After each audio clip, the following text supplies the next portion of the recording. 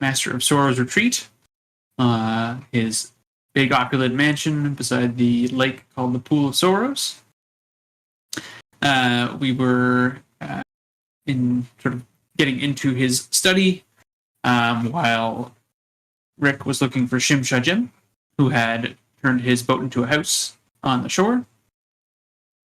The Master of Sorrows was kind enough to share his newest story, which was a very terrible story about a butterfly and a frog doing more or less nothing. It seems that his talent for writing was very much gifted by his inkwell. Ladakh and Satho sort of take a look at the bookshelf full of the books that he has written. We find that the first book he ever wrote is missing.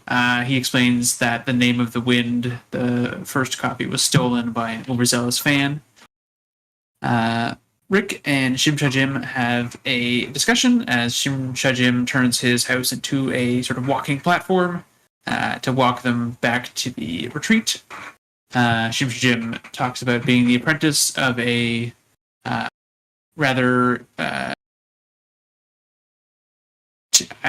terrifying, I don't think terrifying was the right word, magician, who was rather sort of mean. Shim Shajim had seen visions by a druid and left. I think that's a little bit succinct.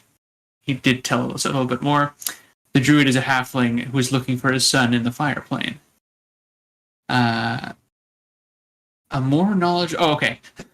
Lacking context. We determined that a more knowledgeable statue of Zibiela Callis lies in the sanctum. And Shim Shajim and Rick join us back in the Master of Swords retreat to enjoy the evening. We each get shown to hand-picked rooms that we decided to mix up because we like to do that, and we all get cheese. I did make sure to make a note of that. We enjoy some breakfast with Shim Shajim and the Master of Sorrows, and then head back to the mainland. I guess we were on the mainland. We head back across the lake. We meet Viator, the Minotaur scholar, who is seeking the resting place of the 5 Cyclopean heroes, based off of a book that the Minotaurs scavenged from Zenerim.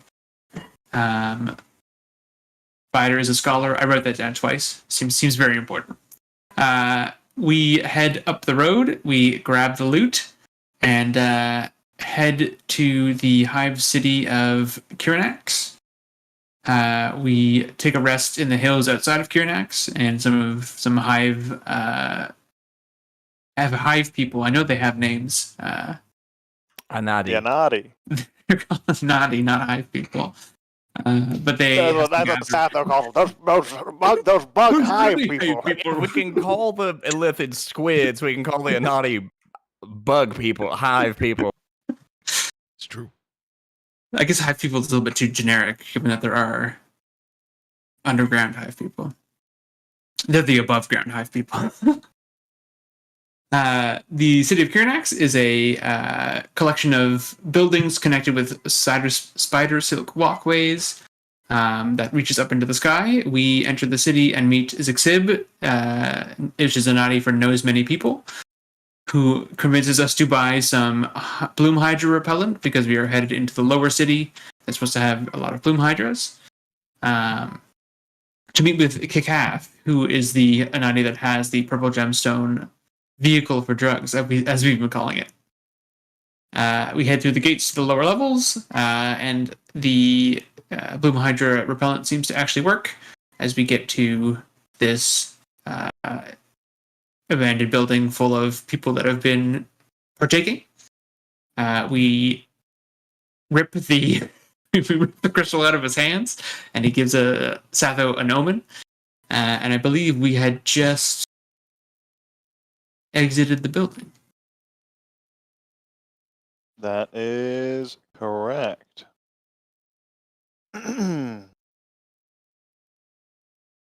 So, as you all exit this warehouse, you find yourself back within the well, the area just outside the kind of abandoned section of the Anadi Hive City. Ruined buildings and overgrown vegetation have kind of taken over this entire environment here. And the path ahead, the repellent still will last the journeys back if you head back now, unless there's any other business here.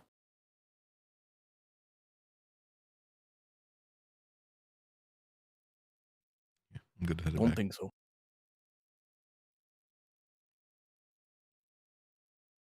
Let's get back to that rock. The rock. We have all of the pieces. Yeah. We do the inkwell. The bong. Uh-huh. The one from the well. Uh-huh. It was just 3. Wait, now you make me have to go back. Oh yeah, there are only 3. I specifically wrote that in my notes. Okay. I was going to consult the archives, but I figured you. I did take a note on this just in case. Great. I'm glad that you have your notepad. Fuck yeah, let's do it. Just like 2 bit, like he just holds up like a piece of paper and it's just 1, 2, 3, and just a picture of a rock. Carrying one of these because Ladok has the inkwell. Are each of you carrying one of the other ones? I actually think it is Aldergreen that has the one from the well still. Yeah, which I have because I have You're carrying his body. That. I know, The so that was 200-pound object with Sleeping Patrick gift. Oh, let's resume time there.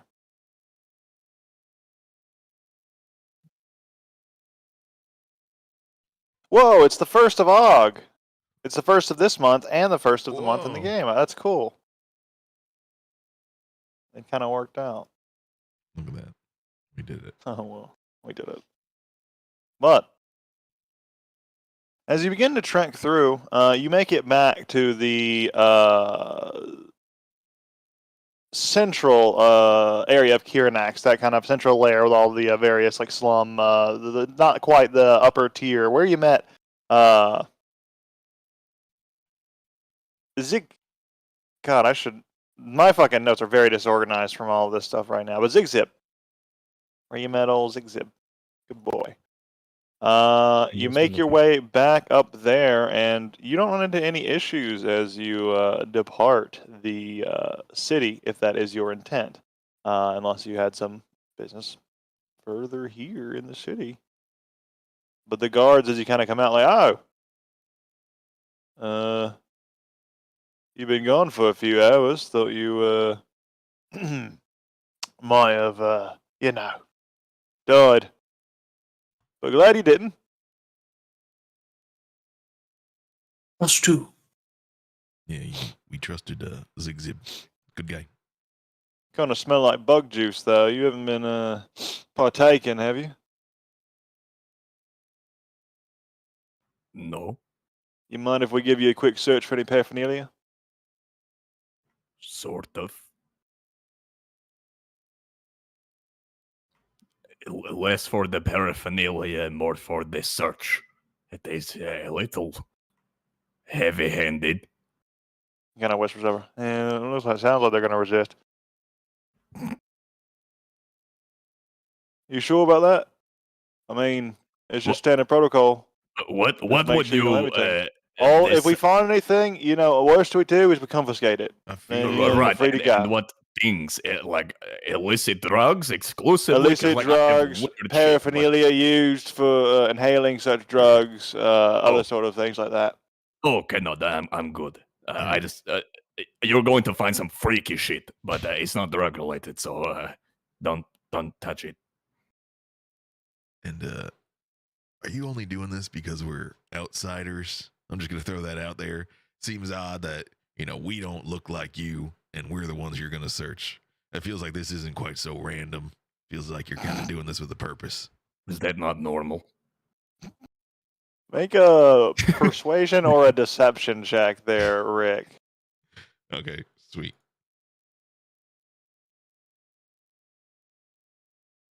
He looks at you. No, it's perfectly random. Hmm.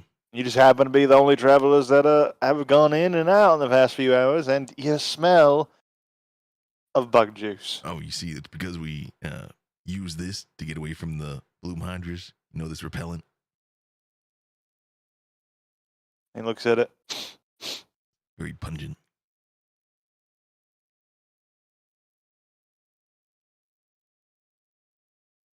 Smells pretty distinctly different to me. So, When's the last time you had your nose calibrated? you gonna submit to that search, or are we gonna have to get rough with you? That is a little violent. Also, a poor idea, but I don't have anything to hide. Just keep in mind what I said. I have weird shit. No drugs, but weird shit. Alright. Weird shit. He comes up to you and starts to search you, Hadak. Oh, and be careful around the belly. I recently had 2 surgeries, so it's a little touchy. Yeah, there's the one Anadi that's coming up to search you, and there are 2 more, and then it's kind of a long passage and alleyway of less and less nice, or more and more nice buildings as you get closer to the core of the city. But right here, you're kind of on the outskirts still. As he approaches you and he starts to kind of feel you down, you don't have any like drug paraphernalia or anything else. No, I just have a lot of cult stuff. Like a lot of cult stuff, and I have the gut breaker in a jar. This is But- weird. It's a lot of cult stuff that I've got from other cultists. Weird. This I is told you. odd. Strange stuff, but nothing drug related, so I suppose you're all clear. While he's searching that, are you 2 doing anything? Rick or Snatho? While the doc's getting searched, it'll take a few minutes. I can't talk to anybody's mind anymore. Mm-hmm. Rick, I could disappear. Do you think that would be a moral problem? Mm-hmm. Really? Just leave. I mean, it doesn't really matter if they break it, I don't think, as long as we just have the pieces. So if they find it, it might not be a big deal. Maybe we just smash it in your pocket right now. Or get out of here. I can make a big stink while you do something.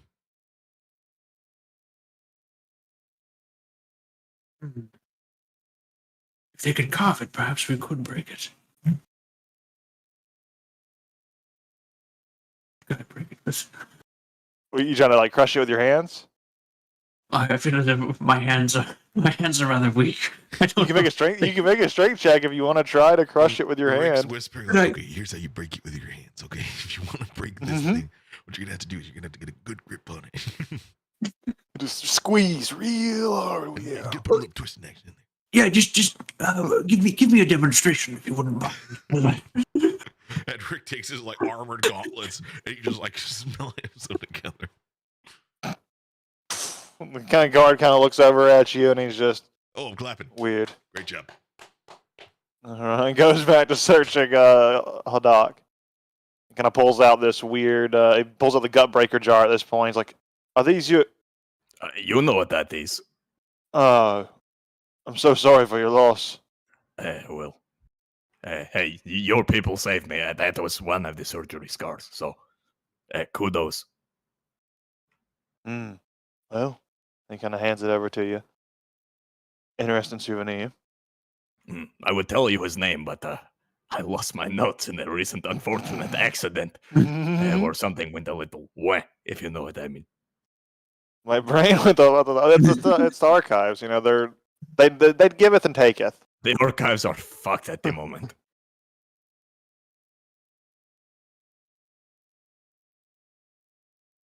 Oh, are you gonna make that strength check then, Satho? To try to crush it in your hands, or do anything else, or just waiting until he's done being searched? Oh, was Rick unable to smash it with his Oh, gauntlets? yeah. I could try to smash it. Oh, if you're gonna hand it over, yeah, if you're gonna try to hand it over to him without being seen, that'd be probably like a sleight of hand check. Yeah, it sounds like a sleight of hand check. Or if you got stealth could work there too. Sure. Let's see. Actually, Rick would argue. He'd be like, "Hey, if it's in a bag, Ooh. he would be like, slip me the whole bag, and as long as you don't have anything else important in there." Yeah, you just hand that right over to Rick, and Rick, you palm it. You got the crystal now. You got the thing, the pipe, the bong. Okay. Then if it's just the bong, then he'll just try to crush it. All right, just make a raw strength check, ability check.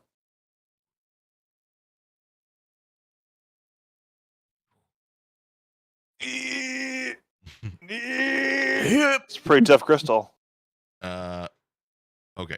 Can he take one of either his from his jeweler's kit or his like hammer that he's got? Yeah, what's the plan? You can do that. You can do whatever you Just- want. Smash it. Just like right in front of everybody, just like kind of like, all right, pull it out the hammer. I mean, it's gone. You can. What can they prove?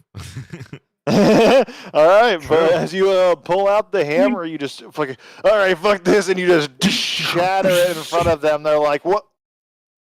Oh, What the it's fuck just- was that? You know what dogs are like. They can't help themselves around gems and rocks. Right, they dig a hole and they smash a rock. Mm. And make motorcycles, apparently. Whatever that is. Well, it's in that order. You smash the rock and you use it to make the motorcycle. They kind of come over. The head one that's been kind of talking at Hodant kind of comes over and like looks over at the pile, crouches down, sifts through it a bit. It doesn't look like any drug I've ever seen. What's this burnt bit here? I threw it really hard. Makes sense. What, if you don't mind my asking, what is this whole drug scare that is going on? Is there Oh. a problem, an epidemic? Because, I mean, on Nafzag, the drugs are everywhere. Yes, well, new riders and your uncivilized ways have different customs than us of the Hive. The Queen has strictly prohibited the use of any and all bug juice specifically. It weakens the connection she has with us, and that is counterintuitive to a productive hive. But she doesn't have a connection to us, so what if we have it? Who cares? Well, you could be trafficking it, and we don't want traffickers in our midst. Oh, why do they not want it? Do they not like Some- their queen? Some like to be. You saw, if you went down there and you smell like you do, you saw the degenerates, I imagine. The ones piled in their dens, hiding away, escaping reality. They Mm, don't want to function. the undesirables is everywhere what they else. used to call us. Hmm. I mean, the reality is if they step out their door, they're going to get picked apart by Bloom Hydras. Mm. I'd escape it too. So you're trying to prevent the drugs from creating more undesirables to maintain a productive hive. That is the idea. Is this the Nadi people's idea, or is this a decree of the queen? The Queen. But Mm. the two are the same. It sounds like it is not. For the true Anadi. Mm. Getting a little youth campy there, but okay. No, I don't. I'm not in the Nadi. I have nothing but gratitude for your people. I was just curious. But no, I don't sell drugs. I do them, or did them, you know. We'll do them elsewhere. I don't have any, so. And I've given up on them. It's probably for the best that they don't have drugs, actually. I'm looking for a safe space. Well, you'll Outside of the find no hive, they're safer fucking space in everywhere. the zone of prey than the hive city of Kiranax. Good to know. So can we come in? It would be Of like super course. cool. After I'm done searching your two friends here, Mm-hmm. and if you're willing to submit, Sir Dwarf. Oh yeah, and he'll even pop off his armor. Here you go. Just starts patting you down. Does he find anything weird while he's searching in you? No. Finds the loot. Finds he finds Arcanite. That's really I it. should just look in your. I forget I can just look in your inventories. I should do Mhm. that sometimes. And then as he's looking through you, he kind of like finds this Arcanite. All good here. And then he starts to dip through Satho if you're going to submit. Oh, you truly mean to search me as well? Yes. Fair enough. But truly me as well. Yes. I see. Proceed. Starts to open up the coat and just starts to search around and use some sort of arcanist with all these scrolls. Yes, I'm a mage. Yes. And all of these fancy accoutrements that you're carrying with you. That you have a veritable hoard. Yes, a pound of ginger. It smells much. I was more referring to these clearly magical items that you're all carrying around. I've been around. I can recognize an enchantment or two. I assumed you were talking about all of the fucking linen. Some of these You know- clothes are made of linen, in fact. He's very into textiles. But we here as Anadi prefer silk. Everyone is welcome to their preferences. We make it ourselves. No matter how inferior and flammable it may be. I'm sure it's very comfortable for the Anadi and the creators. And wonderful. And all of the riders who import it by the spoolful. It's, in fact, it sales dwarf that of any other textile, do you know? No offense, Sir Dwarf. Nope, none taken. I do know, actually. I've. It's travesty, but but you can't make you can't teach good taste. Good taste is not often good commerce. He looks. Well, to each their own. Each of us makes their own suit, but Anadi do, because we literally make it, and then we take our own textiles, make our own clothing out of our own textiles. But you, how do you make? Oh, you grow it, right? You have to grow yours. How do yeah. you guys make it? Curious. Oh, like this, and he just kind of sprays out a little bit of web Oh, Wait, from his what? from his organ on his back. Oh, back organ. Cool. Yeah. Cool. yeah, that's cool. I gotta get me like a scarf or something. There are plenty for sale in the market if you're in the mood, but you're all clear for entry if you're ready to press on. Yeah, I just need to pick up these pieces. I kind of flew off the handle. I'm sorry. That search was Yes, it was dramatic. What was that, by the way, that you broke? a vase. You should have been more careful. Was it like a boss of someone that did you do that on purpose?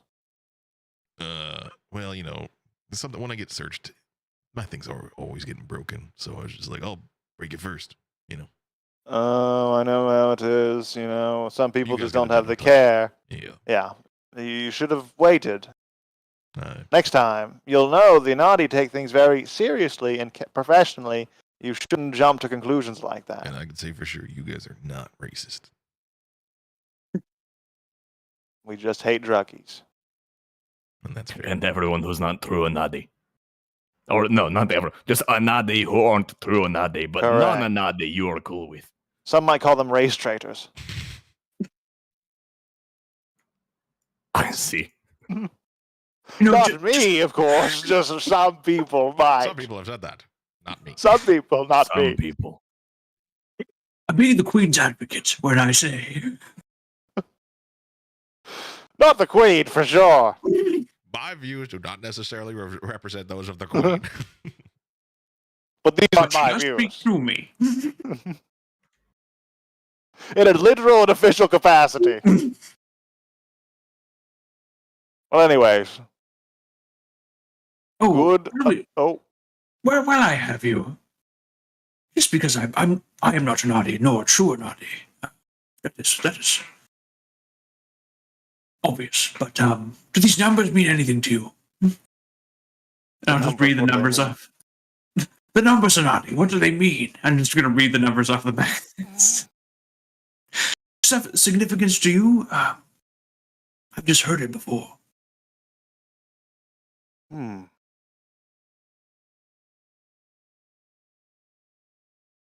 These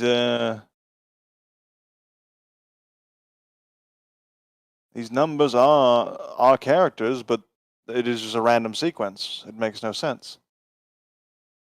Very well.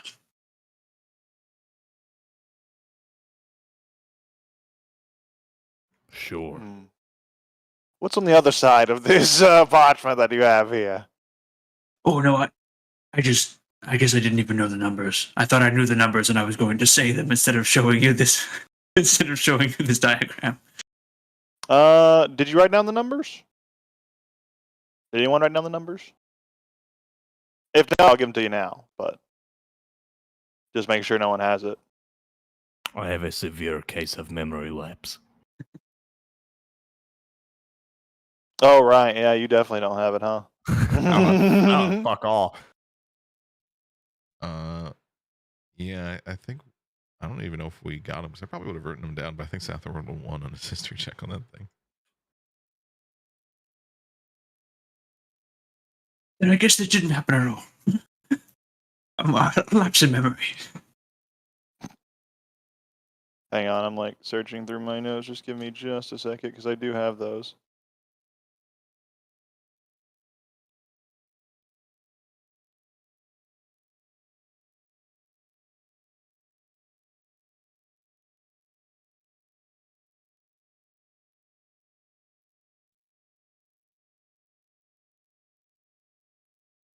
The numbers are as follows.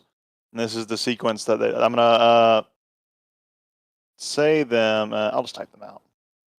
First one is 7, then 12, then 35, then 18, then 92, then 63, then 24, then 41, then 56, then 29.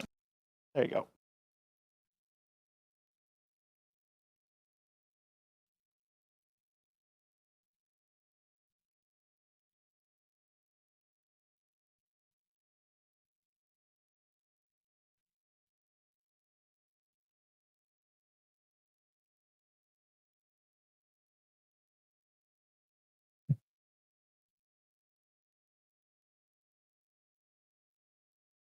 Yeah, so what does those mean? No fucking clue. This seems like a random sequence of numbers.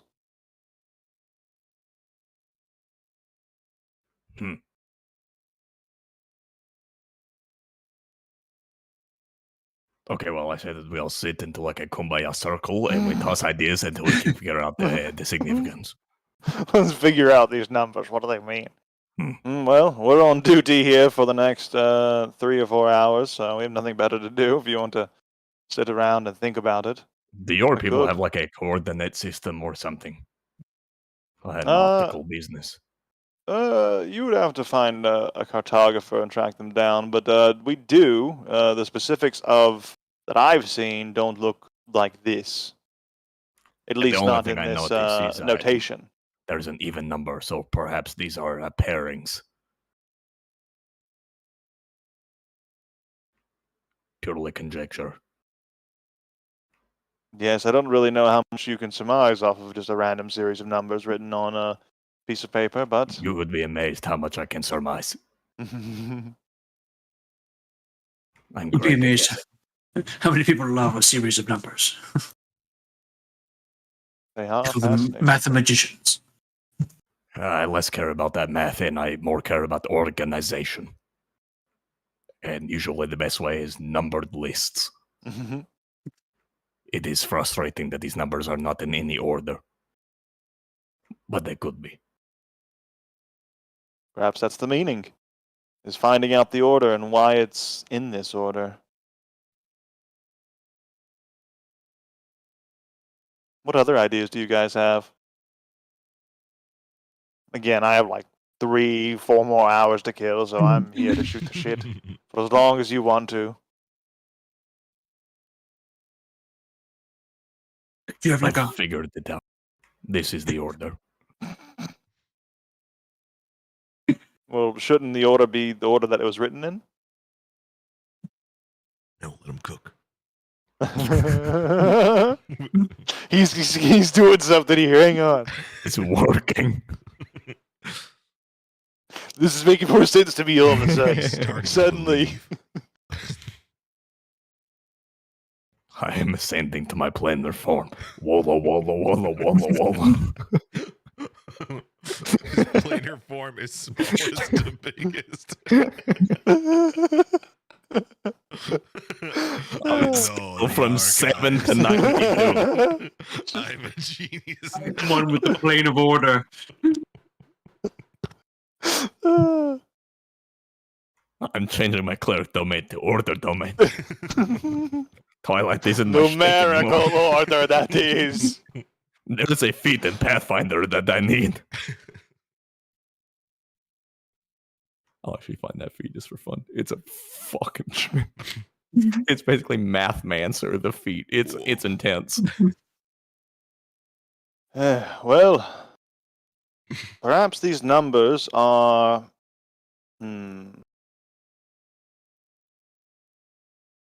Maybe if you add them all up and then subtract your age, that's the number of days you're going to die in. Oh.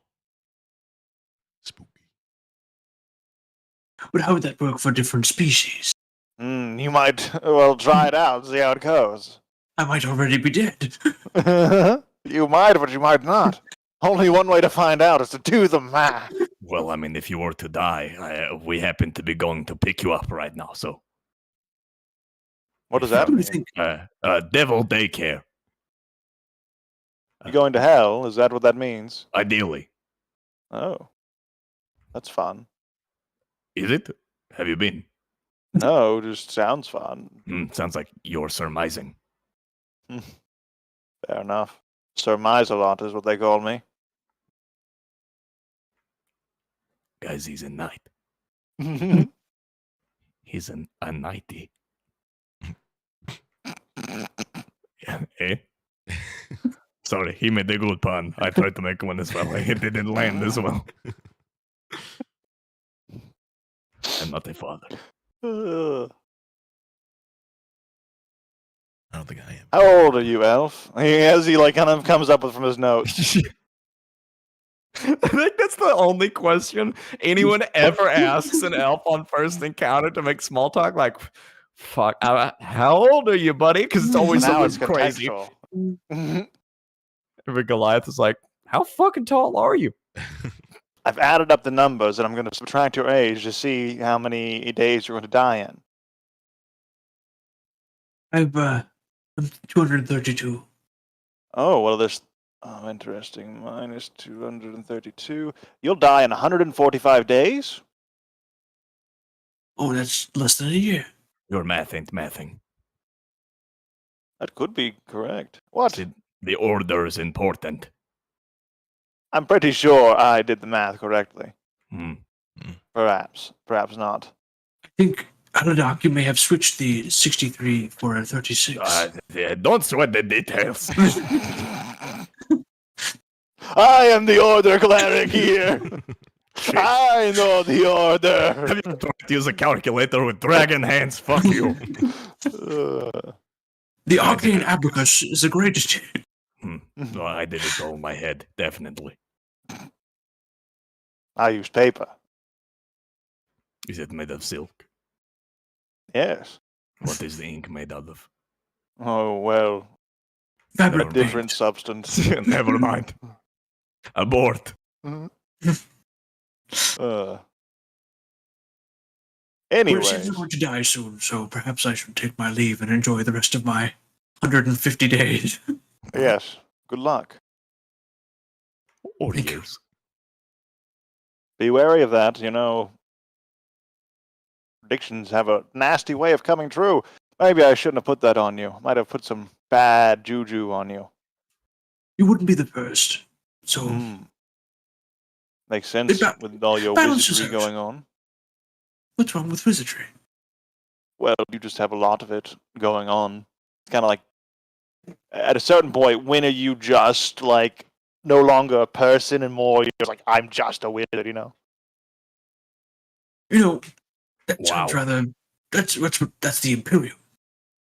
I would never just be a wizard. Much more than simply What else are you right collection. now? I am an elf, a friend to these two. That's actually a good answer. I am a member of an adventuring group that is trapped in the first layer of hell. Ah, that explains your journey. It does sound like I'm just listing another misfortune in that one, but you know, one good turn deserves another.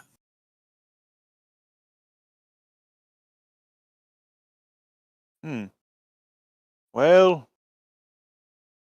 what if you took all of these numbers, you combine them, divide them by the numbers of numbers, like the total numbers of numbers that there are,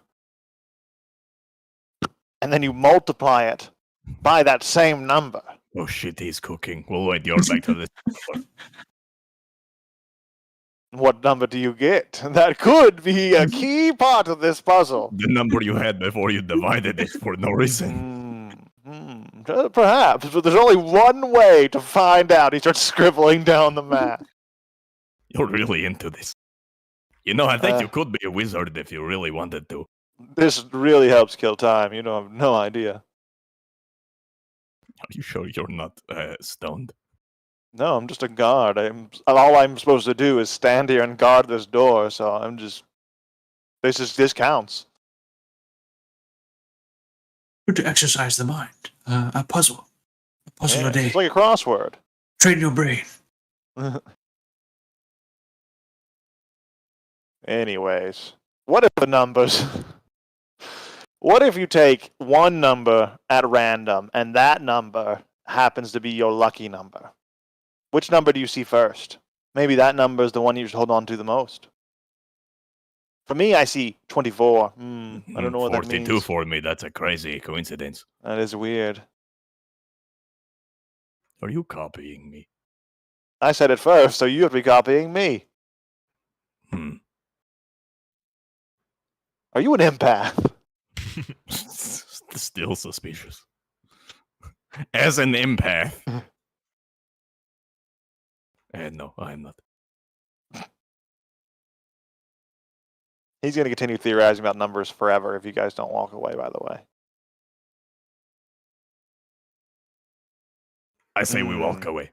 Yeah, I'm not coming up with anything. I feel like this is think about it. Sleep on it. One of those problems that you just have to. Oh, but what if you take all of the numbers, put them in the reverse order And from we're greatest walking. to least, and then you kind of move off. Good talks, Chief. And you find your way back to the central area of the hive city of Kirinax. Here you see Zigzib is nowhere to be seen. Seems like he has moved off somewhere currently, but there are markets, there are inns, there are taverns, but it is like 1:30 in the afternoon, so you have plenty of time if you want to head out somewhere else.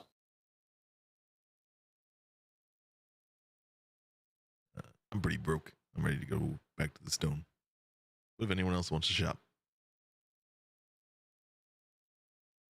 I believe I have In fact, I owe Chimchar Jim 100 gold, so I don't have much to spend. I did spend most of my money on one of you. Again. But that is okay. I also got this cool thing. So, Back to the rock. yeah, now we have a cool welcome to the Anadi people. They know us. If he forgets me, I'm going to be pissed. But yeah, the rock. What time is it? 1:20. The rock.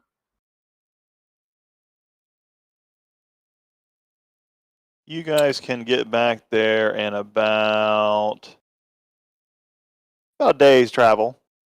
Actually, a little less than a day. We'll say you'll get there about 11 o'clock, 12 o'clock, around midnight. Oh, yeah, it'll be nice at nighttime. That'd be cool. And that whole area kind of glows with all the crystals and stuff there, so it kind of illuminates itself. Oh, and you have a Twilight cleric who sees in the dark super well. And you guys see in the dark. Yeah. Because I can do the thing. You guys still have it because it lasts. Oh no, it lasts an hour. You guys that probably don't have it anymore. No, because you used it on the rest, so I would have had it back. It doesn't matter. It lasts for an hour. Just me.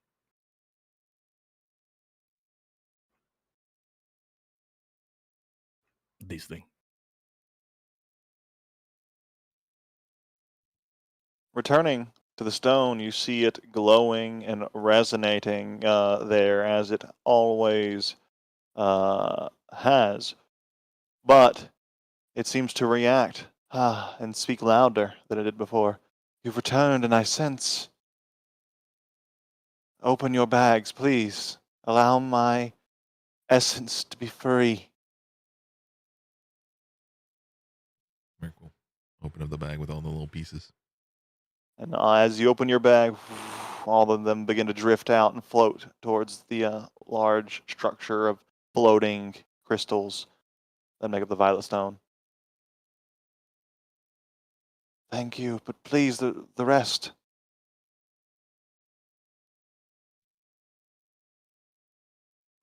Yeah. Inkwell.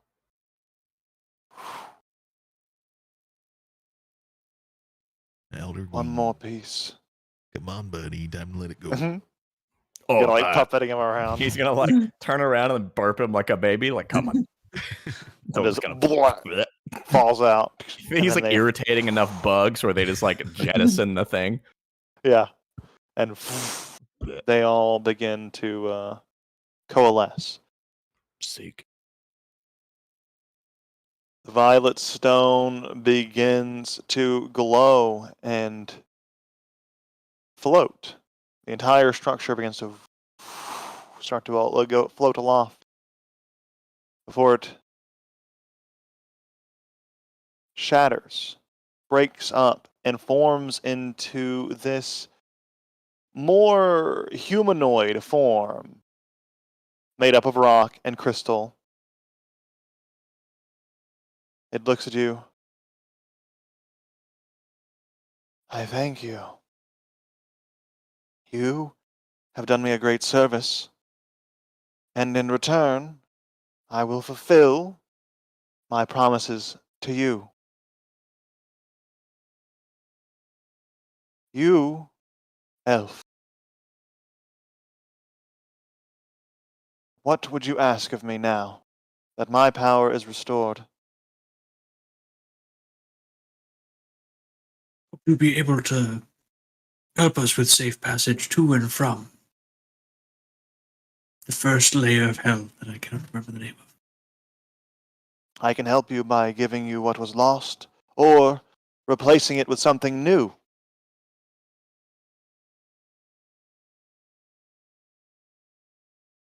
I would very much like the ability to create. The ability I had was a gift, but it has been Great. spent. Then you shall have it. And you see one of the crystals of a tiny shard, a sliver, flies off from it, floats in the air, and drifts towards you. It floats right in front of, right between your eyes, right here. And it slowly drifts towards where your third eye would be. And it just doesn't hurt, just slivers inside. You feel a presence, and for your purposes, you regain your 5th level, and you can put that 5th level in whatever you would like. Okay. Thank you. Warlock. Back to Warlock! Did I fucking stutter? And Dwarf. What would you ask? You said you could return my artifice, do that, and consider us even. I will do that and a little more. As the crystal on a similar sliver kind of floats towards you, enters into your mind. You gain back your ability to create artifice. In addition, you gain knowledge of a specialized weapon, the theory of it. It would take an immense amount of Arcanite to craft, or some other magical crystal to craft, but it is a sort of projectile-based weapon that could launch highly focused beams of magical energy. It's a big project, but would have that knowledge. Holoduck, hold me. It's like a thought something. handheld thing too. Lasers in What? my mind. What do you mean? I think he gave me an idea how to build lasers. And now, my Whoa. friends, Lasers. I do not know if we will ever meet, but if you ever gaze up into the night sky and see a purple glimmer, know that is me, looking down upon you. What As what about this friend? No, wait, and he's gonna throw the glue in the ground. Oh, I hit it something too. Oh, bad time for a nap. Shame. He will return, or he will not. Well, that doesn't help. It is his choice now. He's in there. He's merely sleeping Napping. as it drifts away.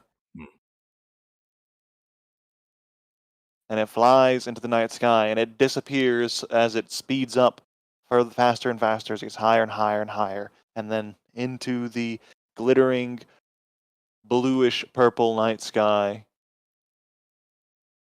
It vanishes. The violet stone is gone. The purple landscape still tainted, but you imagine with time it'll begin to recede.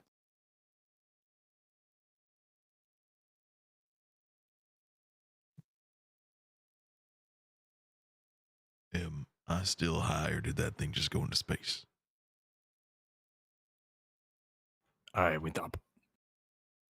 It did go up. I didn't really.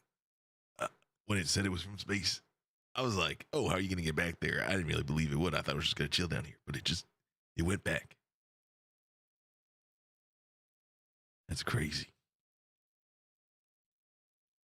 How'd it do that? Well, that is a good question. Seems so far away. I don't think that dragon can do that.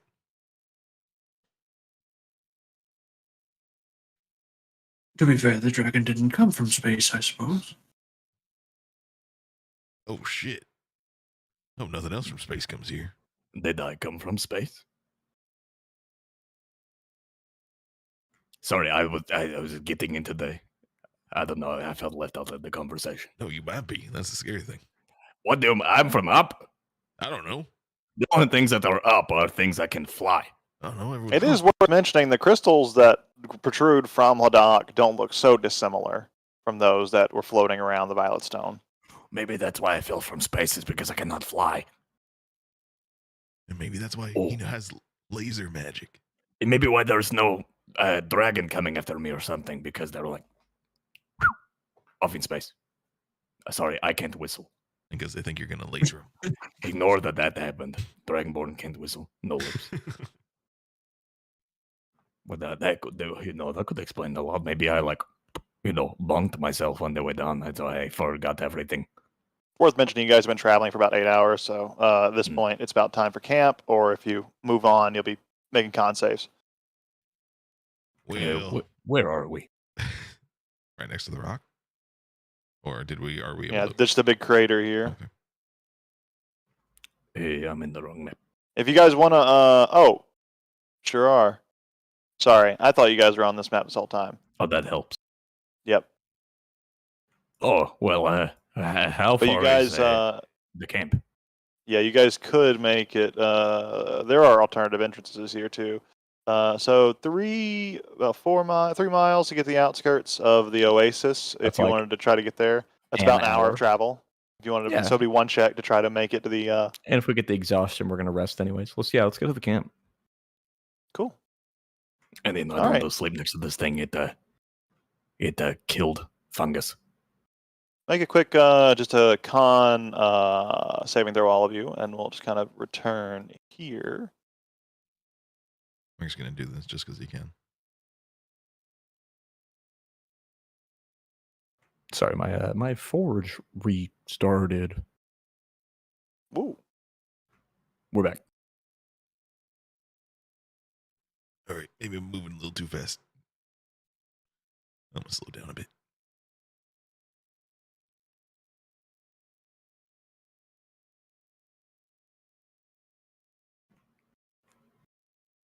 As you come Nailed into it. the camp, you see a small contingent of Azoran tents that are Azoran. I actually make a note of this here. And within those tents, you see a familiar figure of the mercenary captain Hale from Karum's expedition tower. He seems to kind of be currently doesn't notice your approach as you kind of enter into the camp. He is kind of gathered around his campsite, sitting on a log, kind of seemingly relaxing and enjoying a meal.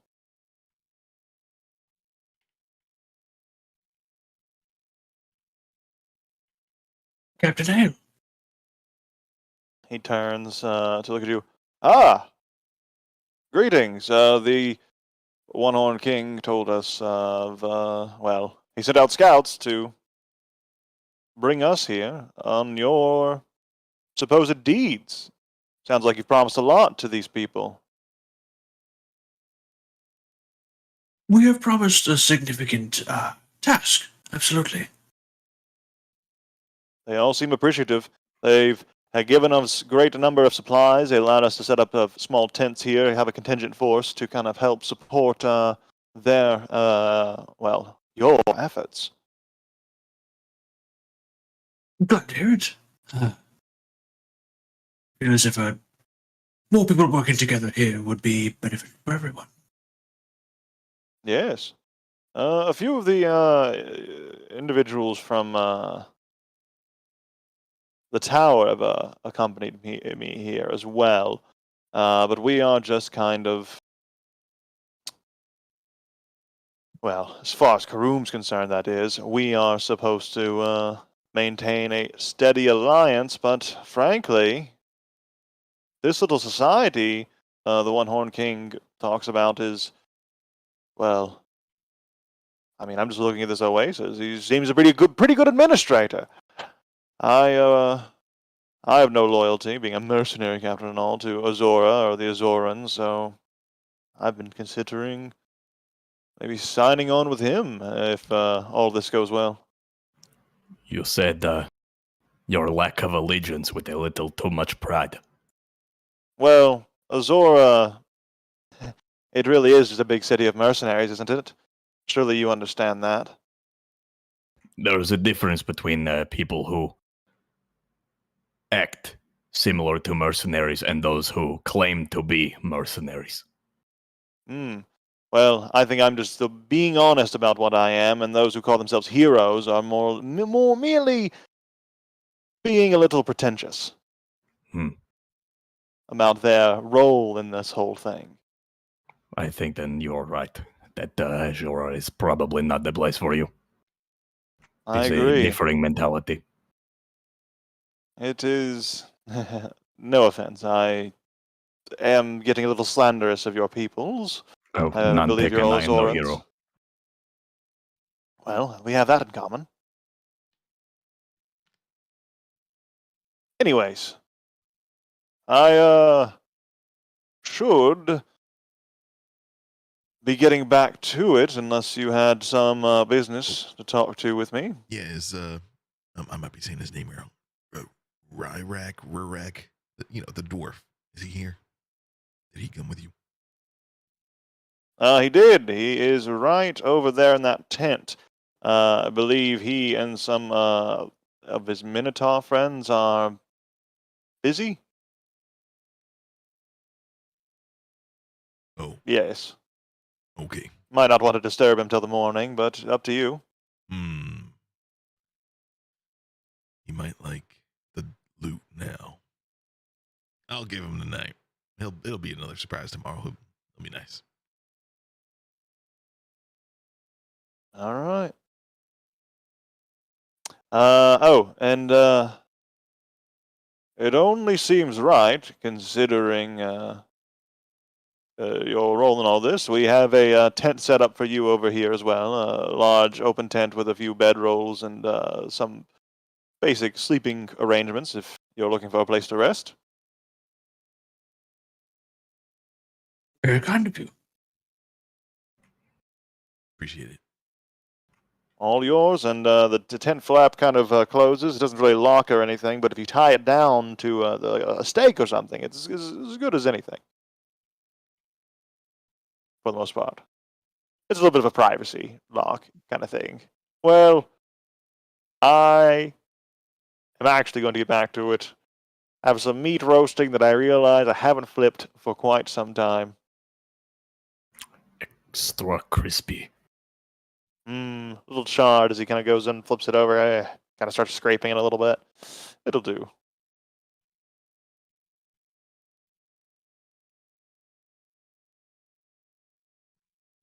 Rick's good to just go to bed.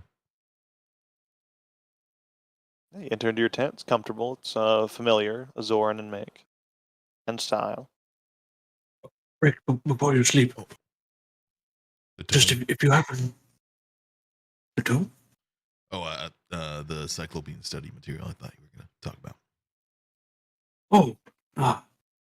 I was just wondering if you happen to remember your first lesson in artifice, given that. Perhaps.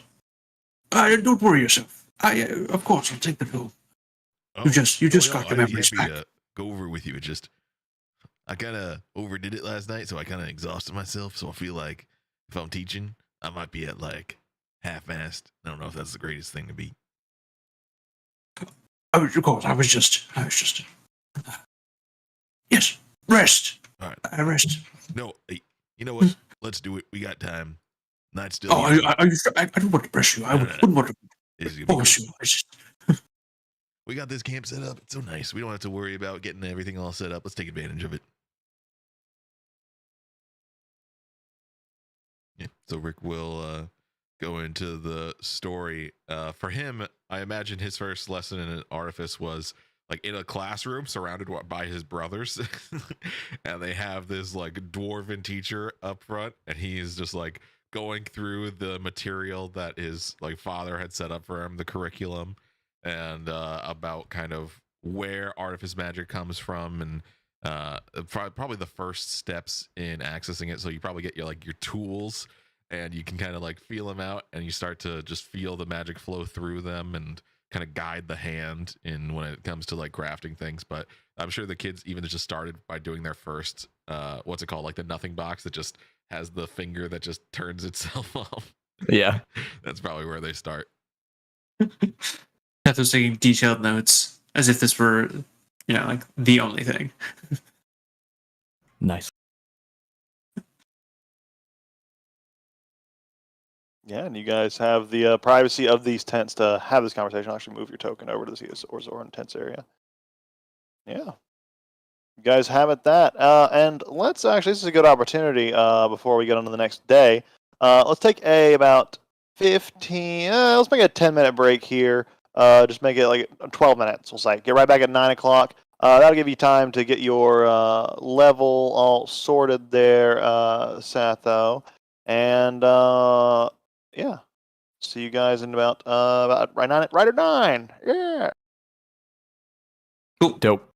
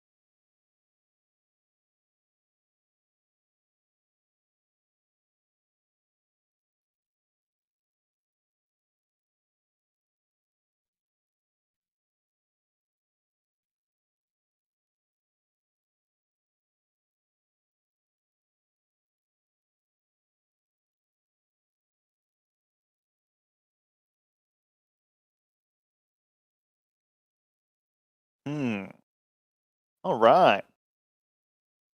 Welcome back, everybody. Actually, before we actually get back, I'm going to refill my water. I didn't do that.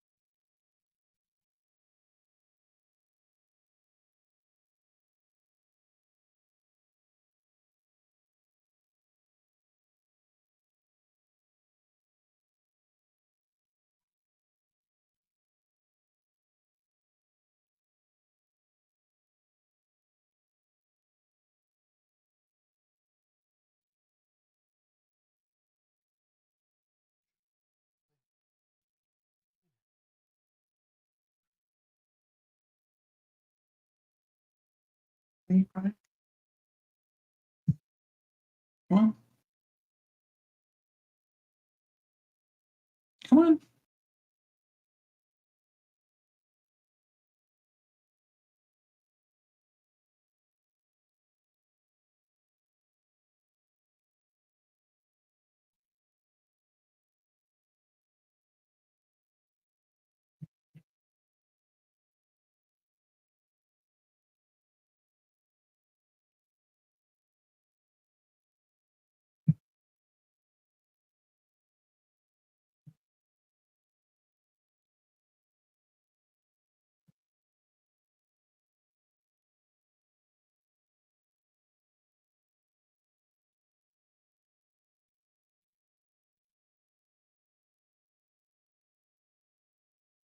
All right.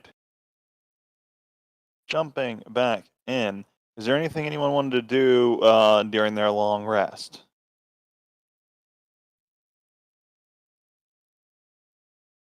And we're going to go ahead and jump. We'll give Matt. Well, actually, wait till Matt is done with his final call. Then we'll jump. Well, I guess I'll ask you now. Then, would I have time to help Satho and still maybe get another pass in at the Cyclopeans? Actually, no. Rick is exhausted. He'd probably just go to bed right after. He wouldn't do the study material. Yeah, but let's jump into like a little bit of a scene, at least like a little bit of a you two tinkering with artifice. Maybe is that the direction, Satho, that you might be leaning? Well, what do you what basics of artifice do you show them? Like, what are the first maybe cantrips or spells or some mechanical ability or one of your class features essentially? How do you flavor that and Yeah. show him? So I think in kind of lieu of like the useless box, then I think he would start with, I think like the most basic thing would be infusing some magical tinkering. So he would just like kind of he would make like a little toy that would like be able to walk, and then he would empower it to actually like walk. Yeah. You take the you build a little simple mechanical toy, and then you kind of take a little bit of arcane. Essentially, like what dwarves do is with your particular type of artifice, you use the gemstones to power a lot of your artifice, right? So you use a lot of it's like little a lot tiny of runes and gemstones. gemstones. So he probably has like little like maybe shitty ones that like the kids would have. Same thing that might even be like in a spell component pouch. So like you could use them and you put it into the It's like bedazzling a little toy, and then you draw little runes on the bedazzled gems, and then you kind of use and get dwarven incantations to like kind of empower the runes. And you are learning a very specific style of artifice here, Satho. If you want to progress this style, you can maybe do your own things with it down the line. But you do learn this dwarven style of artifice that involves these crystals and stuff. But like as you show him, as you start to make this toy, it does start to animate and come to life. And what kind of toy? What does it look like? What does the toy look like? It probably just looks. It's very boxy. Kind of looks like a dwarf, and like the runes like are kind of make a little beard on the face of it, and it's probably just made of like simple stones that you just would pick up. But I imagine a lot of the early stuff is to both entertain the kids while teaching them, so let them make their own little toys. That's probably where they started. So then, like that means as you're kind of finishing your demonstration, it's time for Satho to make his own toy and see how he does. Satho, how do you design this? How does your toy differ from the design of Rick's here? I think Satho is trying to use textiles. He's been trying to do more of a fabric type artifice, where sort of a stiffer piece of fabric he's folding into sort of like a person shape, but much like the dwarf, it's very sort of, like a Halloween ghost as opposed to a real person, and it sort of floats along, moving a little bit similarly, getting caught on things. It's very hard to keep it all in one place. I understand the gemstones might try and focus it, but you keep it so contained. I like to put the runes right at the conjoining spots because I just feel like it just transfers the magic really well from one piece to the next. Like a ley line, almost. Exactly. Flowing through your IC. Need to work on my embroidery. Yeah. Way more dexterous that work there. And this a little display of artifice is unveiling before your eyes, Hadak. It is a very entry level of artifice where they're essentially making toys. But each has their own style. Each is very distinctive. Each is doing its own thing, but is using the same principles. And you are starting to pick up on these principles rather rapidly, Satho. And with your empath nature and your natural psychic tendencies, you feel that bond that is naturally kind of gravitating. You feel gravitate towards with most people. It is extra strong with Rick, especially now. There seems to be something is even further empowering that connection between the two of you, and you are almost Vulcan mind melding. You're almost kind of getting your own hive mind thing going between the two of you. Sharing each other's experiences and learning, it's helping the rapid learning of some new skills that you may be able to draw upon tomorrow, Satho. Rick, you're a rather remarkable teacher. I know that you're currently a student, but I appreciate it. Oh, yeah, no worries. You get a lot of time to make these things back at home, so I got pretty good at it. Rather impressive. One day I shall achieve. Perhaps I shall be the teacher, and someone else will be the student. Yeah, I'm also hoping one day you're gonna be able to help me maybe get that clunker activated again. Points down to Ring. Just kidding, he's just sleepy. Mm-hmm. Right, he's just sleeping, just resting. But I still want to, give him a good run through. I don't know if knows everything he's talking about. Well, I guess he did fly into space. He's very powerful. Well, he's probably just sleepy. Yes, a good a learning opportunity. Absolutely.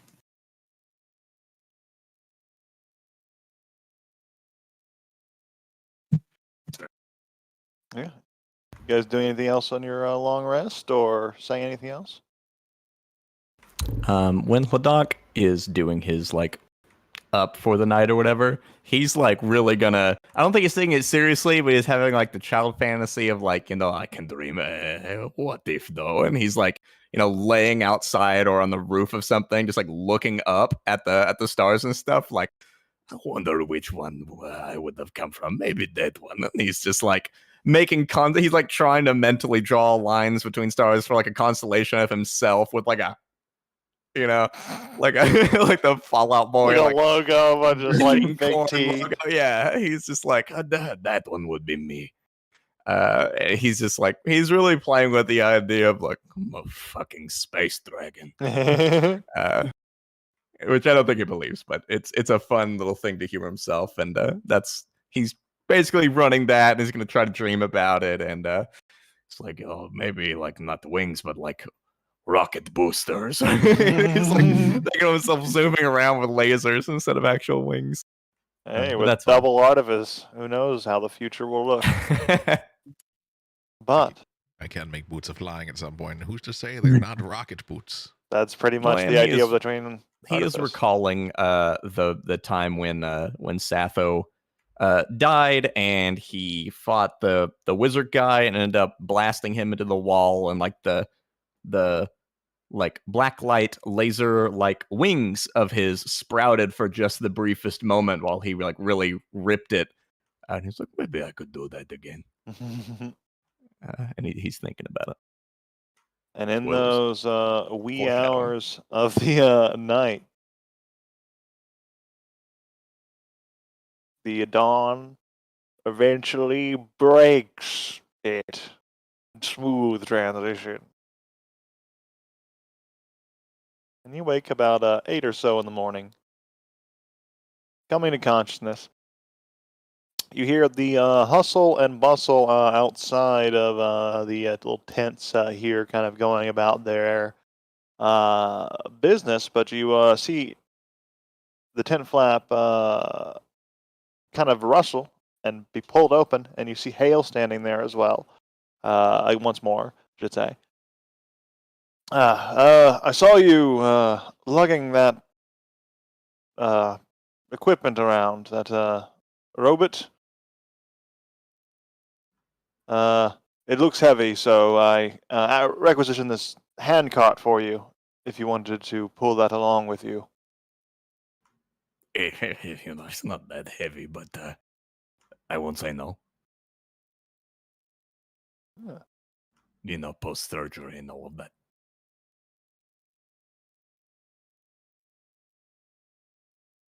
What do you guys wanna? I should have a blank storage template at some point, but that's okay. What do you guys want to call this particular storage cart? Just to differentiate it from the Warthog storage. The hand cart. Hell yeah. Storage. That's what I was Okay. typing, actually. Yeah, that'll do. Hasn't earned a name yet. I'd like to name it Maurice. Maurice, the hand cart. It's Maurice. It's better than something stupid like Bart. God, I didn't even spell that. I think that's how you spell it. I did spell it right. Nice. And then I think I can just make this a... Oh, I made this a PC. I need to make this a fucking...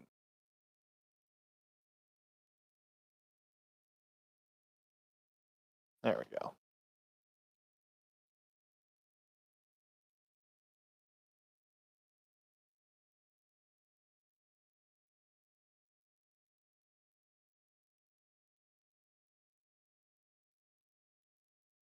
Well, here's old Maurice. He's the finest handcart in the entire camp. He worked hard to earn his name, and his backstory is the thing of legends. There's Maurice Storage. He existed in the storage tab. He doesn't have art yet because he hasn't earned it. But his name is Maurice. He has earned a name, but not an art. Only the finest for Elder Queen. Plops him in there. Yeah, and you should be able to. I don't think you could trade things there, but you can like drag things from your inventory into their old-fashioned way for the storages. Woken up feeling just tremendously healthy. We could roll a couple die. That's true.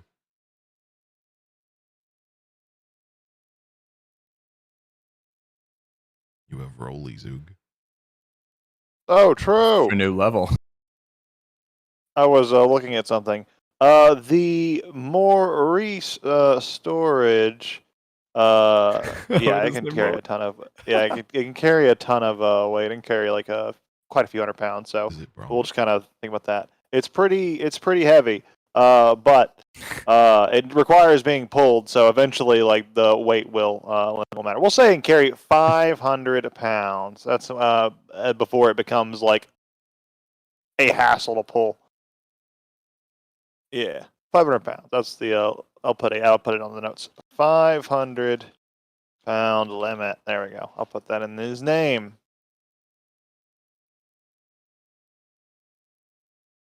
Okay, I just fucking tossed Alderwin's body in there. I'm gonna give the Warthog a bigger storage. I'm gonna give it a 1250-pound limit. Well, Warthog Also, storage we big. can't see the Warthog. At least I can't.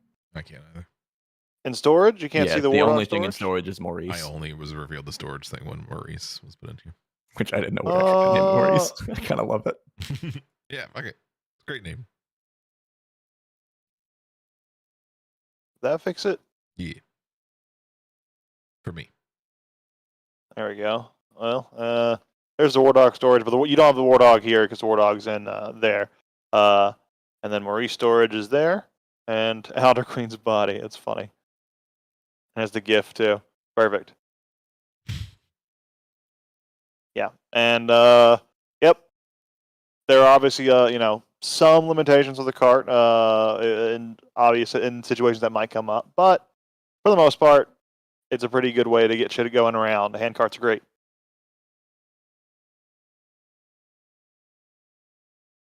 Anyways,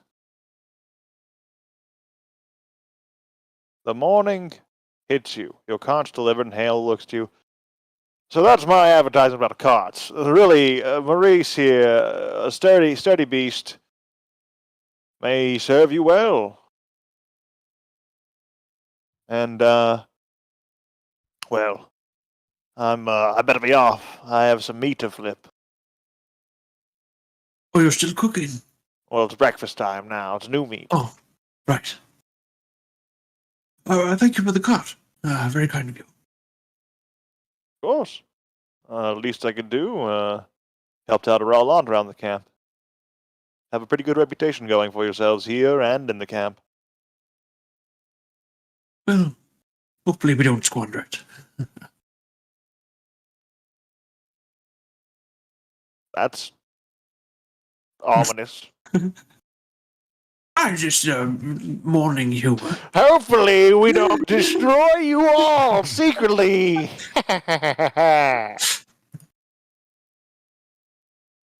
Just like that, yes. Well, It's Elven humor. Perhaps it doesn't translate that well.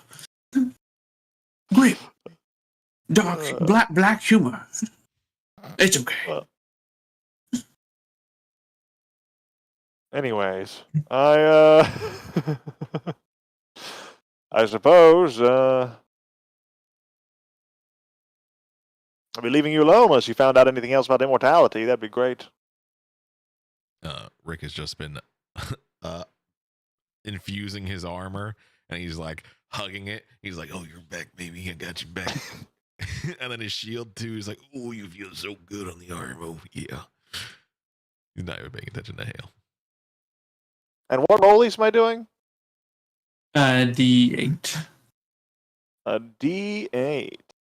All right. Oh, Whoa! Great.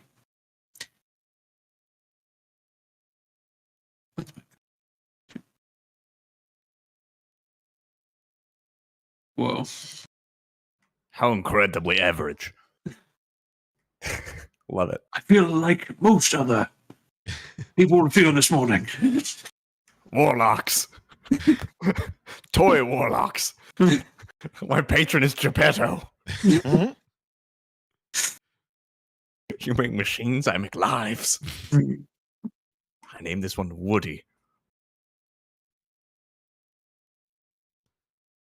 Pinocchio.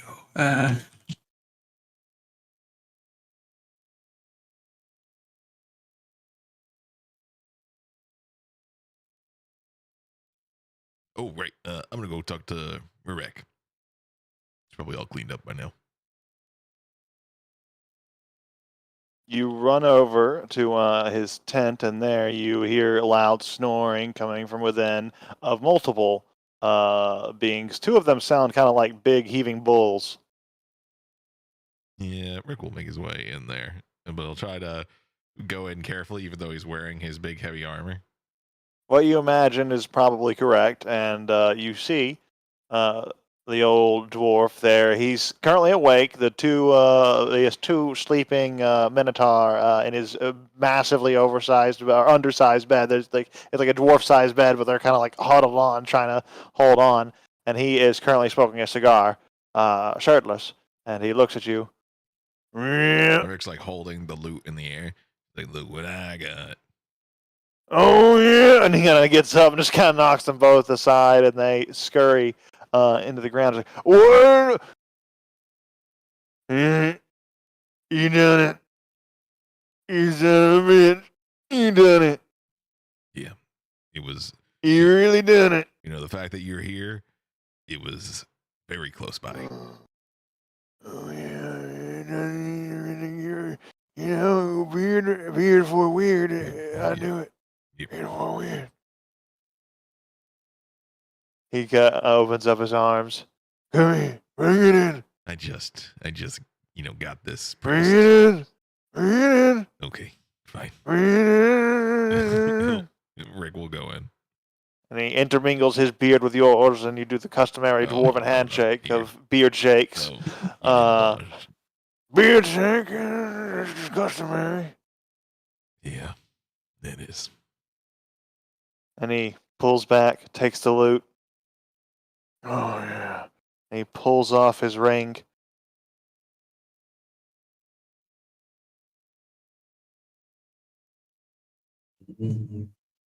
You are the right person for this ring. And he puts it in your beard and kind of like braids it in to make like a big braided knot of the ring, and kind of like to make your beard kind of come down and hang even further and make this cool big You know, I kinda Viking like that. beard That's braid sick. out of that. And he's like, this is how it's supposed to be worn. It's not really a finger ring. I just wore it that way just because. Good, because I was gonna Well- punch a lot of people with it, and I didn't want to wreck it or nothing. No. Let me show you. Let me show you its secrets. And let me give you this item here.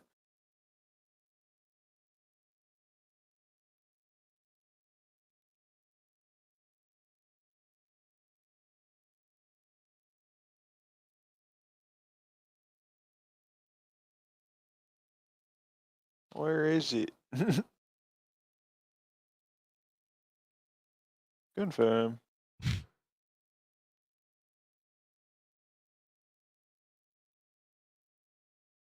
Sarah, I'll be back. There it is.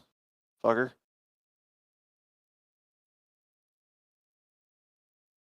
Here you go. He speaks in Dwarvish to you. My clan called it the Ring of Shooting Stars. May it serve you well.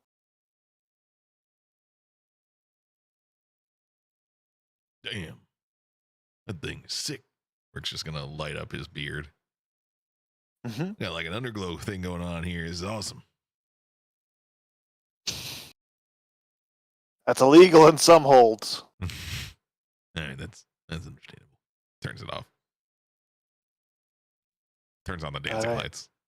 That's how some law enforcement do like signal their law enforcement in some dwarf holds. They have like color coded like Red and beard blue. rings that go like red and blue sirens. That's gonna be canon somewhere. Hell yeah.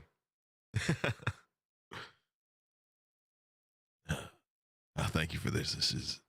This is really cool, and Mhm. glad I was able to help you out. You didn't deserve the treatment you got. You're a good Nope. guy. And you're a good dwarf. And you know, you're a dwarf worth following, and I don't say that very often. Well, we're gonna be clearing out this thing in the sanctum here. I don't know. Maybe try to get a spot for ourselves there in Orzora. I talked that there's a lot of interested parties in setting up some sort of settlement or something in that big old sanctum. You interested in that too? Could be nice. It's good for expansion. I got an okay spot in the city, but it's gonna be a while for development. In my experience, this is how Boomtown set up, and it seems like this could be a new dwarven hold, some sort of citadel again, dwarven society and the ethos. Hmm. You think you'd set up like some of that teleportation to it? Ooh, give me time and resources that could be arranged. All right, that's good to know. Well,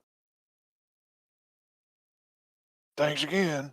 Yeah. I better get back to the bed. I gotta finish this cigar. Yeah, you're good. I'm gonna go clear out that sanctum. Talk to you later, though. Yep. All right, he leaves. And you return to Satho. Ladak's like currently in in the archives, so just like eyes filmed over. So it's just you and Satho right now. So look at my cool ring. Also, can you do that thing where my beard gets all clean?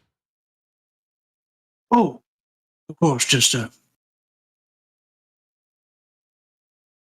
is quite a nice ring. But yes, here, and I'll prestidigitate whatever filth is. Like flashback to Frog. That is a nice ring. Let me just get a little closer look at it. Yes, very nice. His beard hair for some reason. That's just gross. So he was appreciative. Yeah, he was very appreciative. He was even talking about maybe continuing to do more work in the future. So he could be a good ally. Seems like a good guy. And he's a people person, clearly. Very, it must be. But excellent. This is good news. Does make me have a little slight performance anxiety that we here at the sanctum, but I'm certain we can. Certainly. Well, I guess we'll see after we get the Guardian, but One Horn King seems to have some sort of plan. He does. Good to have a leader with confidence in his own ideas. Though I still would be interested in hearing more about these sages that he contacts, but can't have him out of commission just yet. Right. Well, you feeling better today? I feel like we're gonna be taking on those Guardians. I do. I am. It's been a journey. I do feel invigorated. I feel as if we prepared, and I have faith that we could pull this off. Ever closer to every goal. I feel real good today. I feel like we got this in the bag.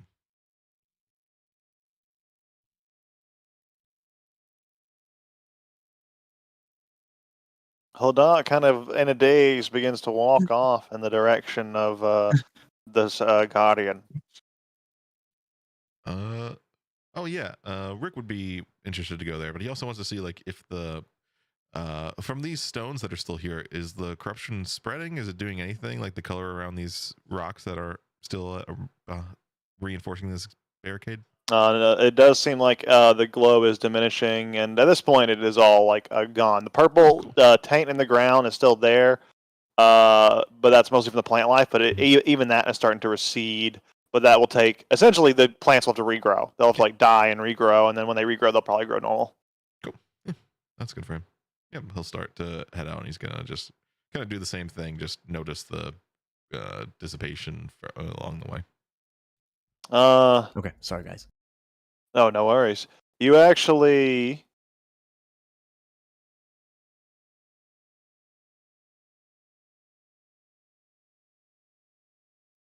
see something interesting.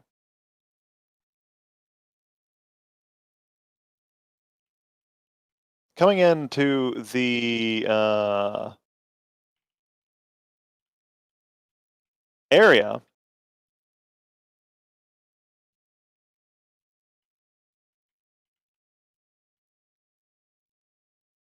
suspenseful, isn't it?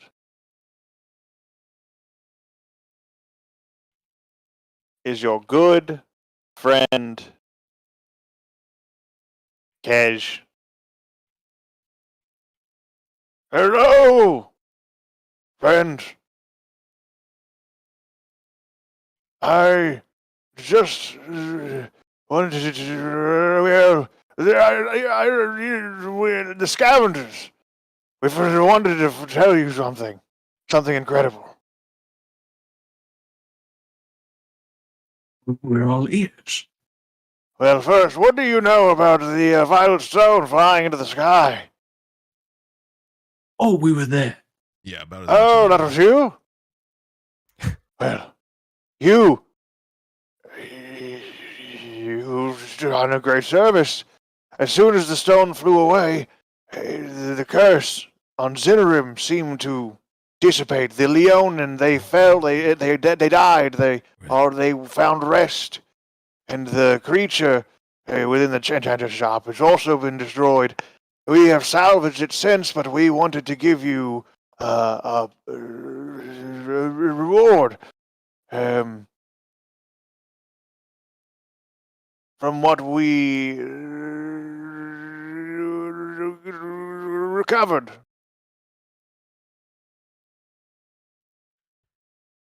Very kind of you. Let me go fetch it. I'm glad I caught you. Rick, Are you going to be here for much longer? yeah, we'll wait. Rick's like cursing under his breath, like, we should have gone to the fucking shop. We need to check the shop. God damn it. Mm-hmm.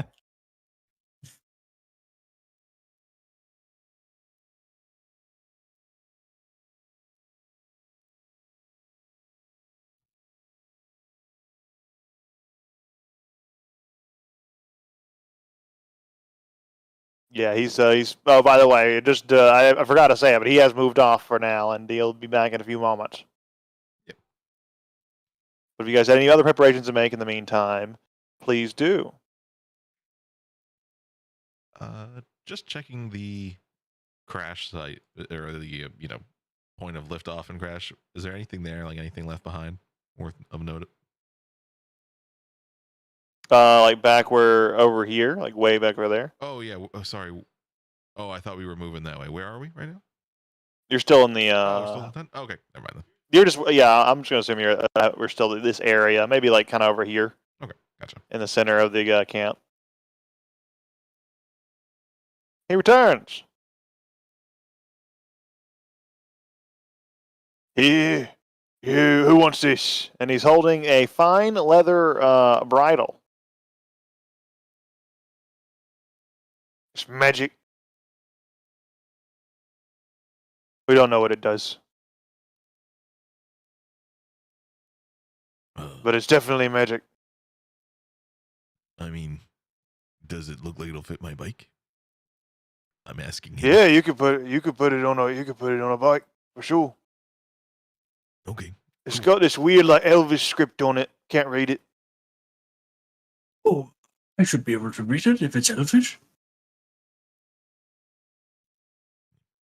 Rick will And just here look you at go. And Zatho, as you take this bridle, it is written in Elvish, kind of how this structure works. There's a command word on it, and it does seem to have inscribings of various beasts and animals, specifically like horses, as well as inscriptions of these large, like tiger like creatures that whoever made this saddle seemingly would have uses on. But you were able to gain enough familiarity with it, then I'm just gonna add it to your inventory here. Oop. Called the Bridle of Capturing.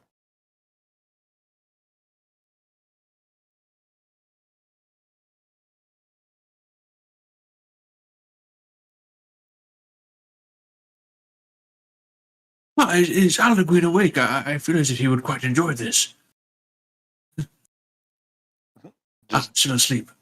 Yeah. maybe to wake him up and toss it on his body in the cart. Oh, yeah, Aldegreen, maybe you could read this. I'm very convinced that one of your creators is Elvish. Aldegreen? Aldegreen. Look, smell the leather. Any son of mine will wake up for that. No. Oh, no. Oh no. Okay, it's not really a fair test. But this could we could have a beast help us. Battle of having a beast be very helpful. Maybe a little bit against its will, but yeah, it is the nature of things. Well, I hope it serves you well. Again, we're very grateful for all that you have done for our community. Of course, this is a generous gift. And good luck against the Guardian. Don't die. Thank you. I have the key. He'll Mm-hmm. pull that stone key. I have not forgotten.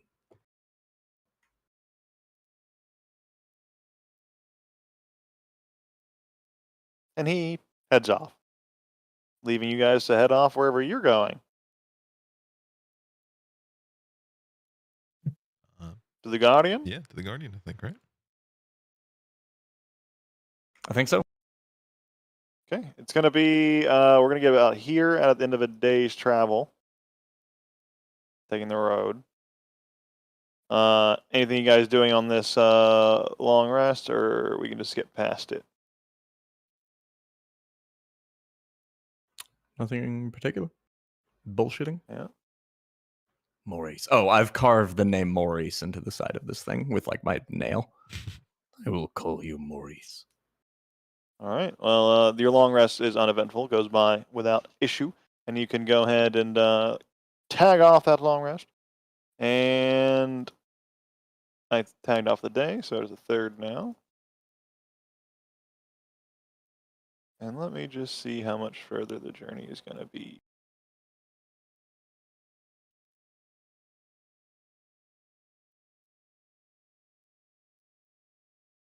Okay, you guys will get there at about 4:30, so early afternoon.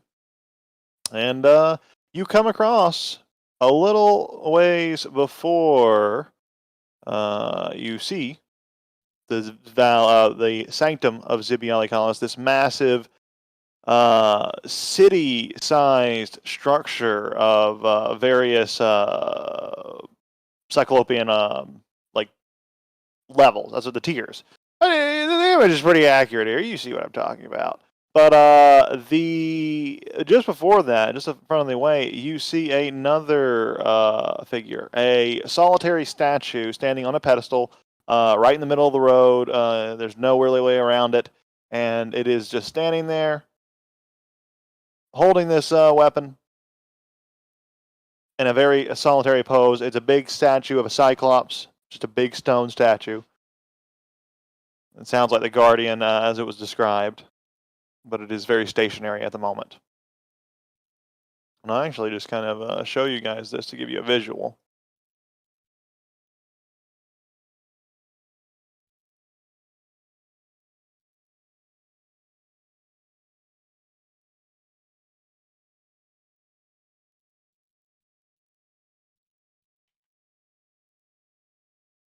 You guys, this is your standard deployment zone, by the way. If you guys wanted to try to sneak a little closer, I would allow like a group stealth check to extend the range of this deployment zone. But if you fail, you might shrink the range of the deployment zone. It's kind of the risk versus reward in this little situation. Sneaking has never been Hordok's forte or method of engagement ever. Yeah. So if you guys wanted to sneak, it's probably in the form of telling Clodok to stay here, like way back there, like in the "don't come with me" type beat. Yeah, if Ladok, you wanted to like commit to being in the back row, I'll say only these two can make would have to contribute to the check. Yeah, I'm super down for that. If you guys want Cool. to, or if you just want to go in, fucking, then we can.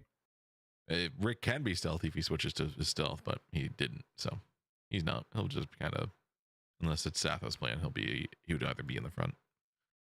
Unless Did we Sathos have wants us to. a whole day's worth of travel to get here?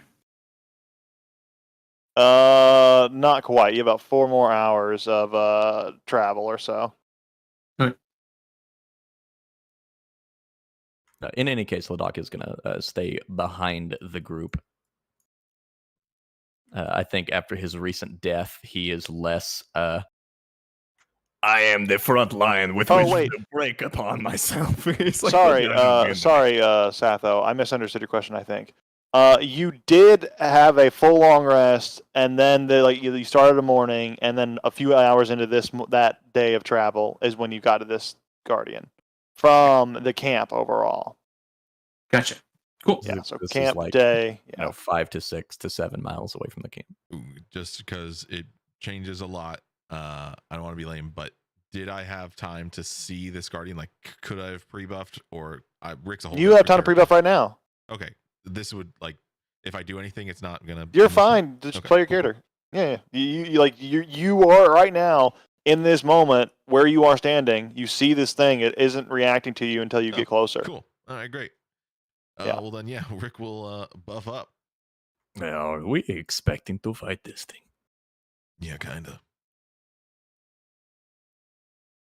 I mean, you have the key, but just in case everyone else seems Yeah. afraid of it. You guys did agree to destroy it because Yeah. otherwise, getting a caravan to do it, but you don't have to, of course. They won't be able to move into the sanctum. This is probably fine. Yeah, if we can cast like a couple of things going in, I would like to. You can do whatever you want. You guys have as much time to prep about this as you want. It's not going to react. It sees you right now. You're in its view. It's not reacting, and it doesn't. And it probably won't unless you try to get closer. Oh wait, these only last a minute. No, I'll just. I guess. Yeah, I'm afraid that if this conversation would take longer than a minute, that wouldn't happen. So, no, I'll just hold off. I'll do it the lame way. Yeah. Yeah, make your Rick's doing- preparations. Do your spell preparations. Whatever you're going to do, go ahead and do it up. I think that is. Oh, that's everything that lasts. Fuck it. Let's do one of these two.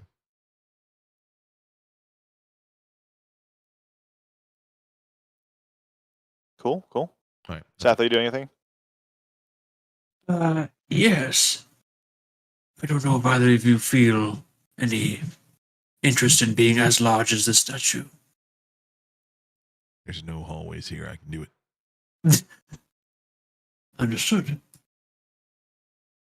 I will do that as soon as we're ready.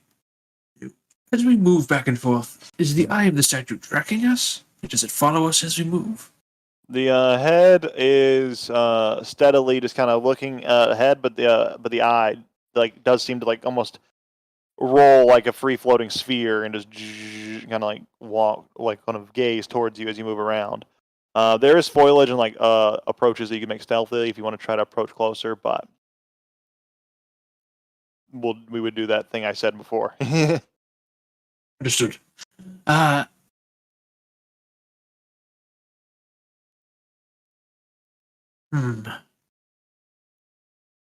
how far are we from it? Does it have any markings on it from previous creatures trying to knock it over or anything?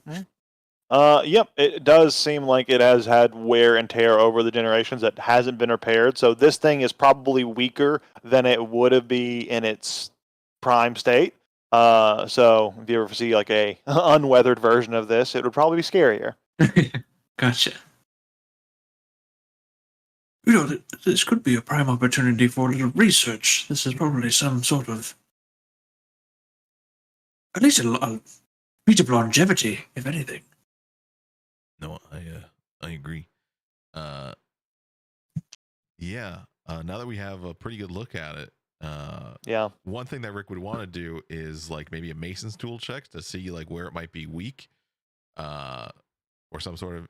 But the other one would just be kind of along the lines of what Sathos talking about, what is this thing and the longevity of it, if you can tell anything. Make a Mason's Tools check.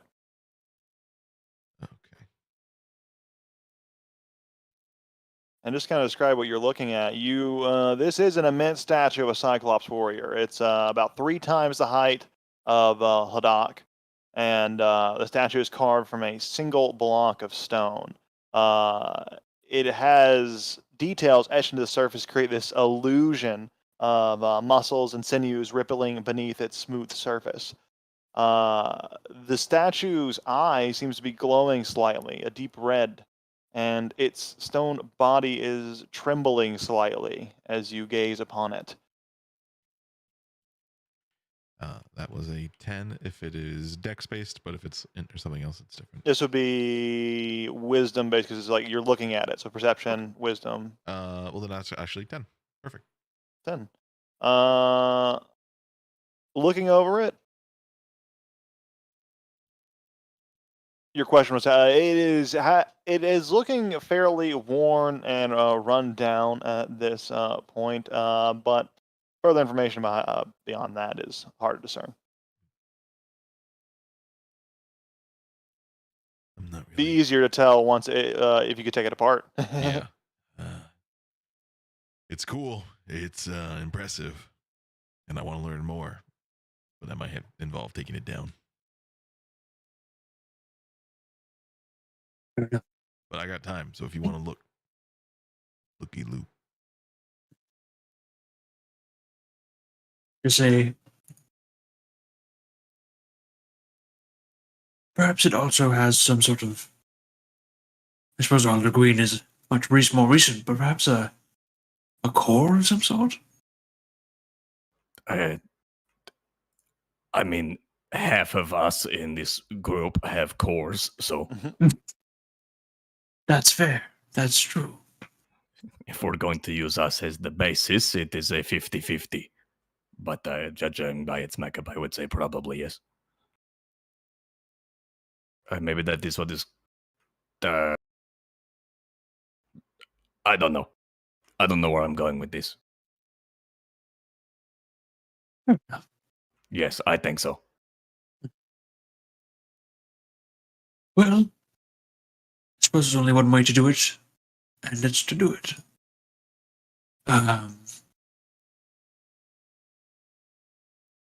Oh, I did think of a buff. I am gonna do this. You said it's like sleeping, right? It's not like looking at us, right? And this is It like is the looking middle at of the you. day. Okay, I'm gonna assume that light isn't gonna wake this thing up immediately. Because hold on, Well, it's not asleep. It's like it's looking at you. It's Okay. just not react. It's not like antagonizing you at this moment. Well, I will activate this thing because this lasts a while, and he'll fucking light up the bonker. But yeah, if there's a core, we did promise to destroy this thing, so I think a good whacking will do it.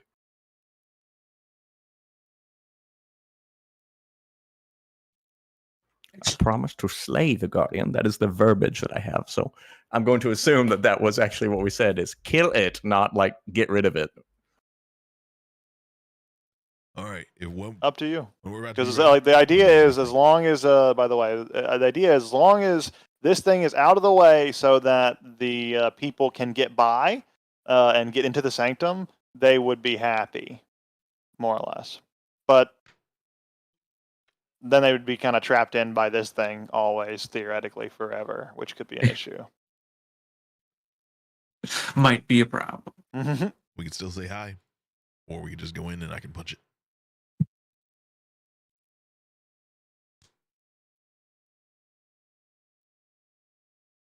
Well, I mean, we could try say hi, ask it to move.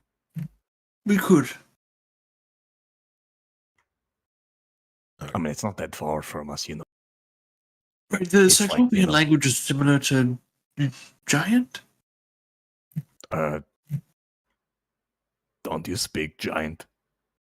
The Cyclopean language is Giant is a derivative of it's a newer version of it, so more or less, or it has fragments of the same roots. That's what I should say. Yeah, similar roots.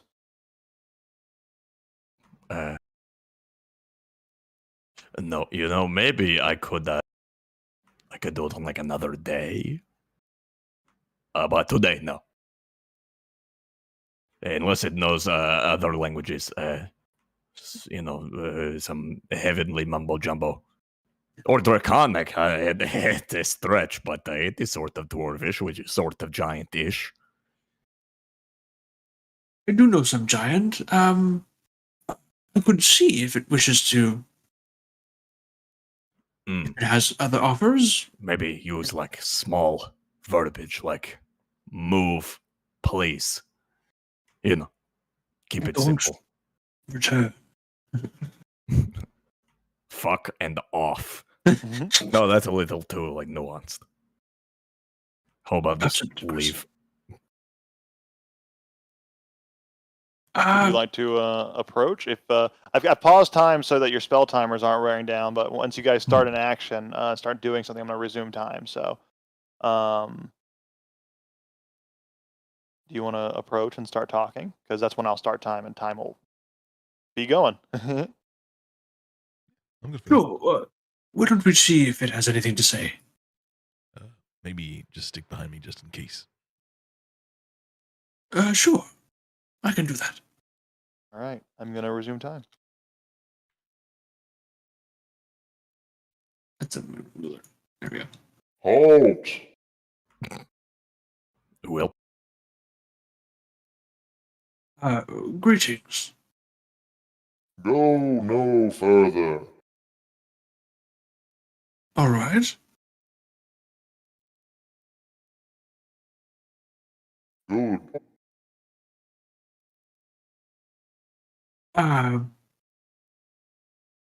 Maybe ask why we can't go any further. Oh, okay. I'll do the talking. Can you fuck off? No. Why not? I don't have to answer that question, so I won't. I mean, you don't have to answer any of these questions. You don't.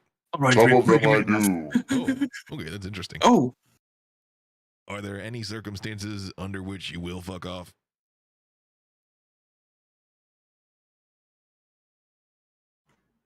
how's it going? I don't have to answer that question. That's not a no. Statue, what questions do you answer? I don't have to answer that question either. Okay, Rick, I would like you to break him in half. Good luck, How is it going? bitch. Statue is rude. It's breaking. Oh, And I feel like it doesn't have to answer any questions. I feel like it lied. You're right, I can do whatever I want. Fuck you. This guy's a dick. what does You happen? told me to fuck off first. How am I the dick? It sounds irritated. What did you say? I just said, could you? I didn't say you had to. But I get it. Okay, I'm gonna rush in there and punch him. Just Dumbass and 25 feet per round. I'm gonna get you. Actually, I had an expeditious retreat. I can fucking get up to him. Let's go ahead and roll. Let's go ahead and roll initiative Okay. first before you Should I go move. back? Yep. Okay.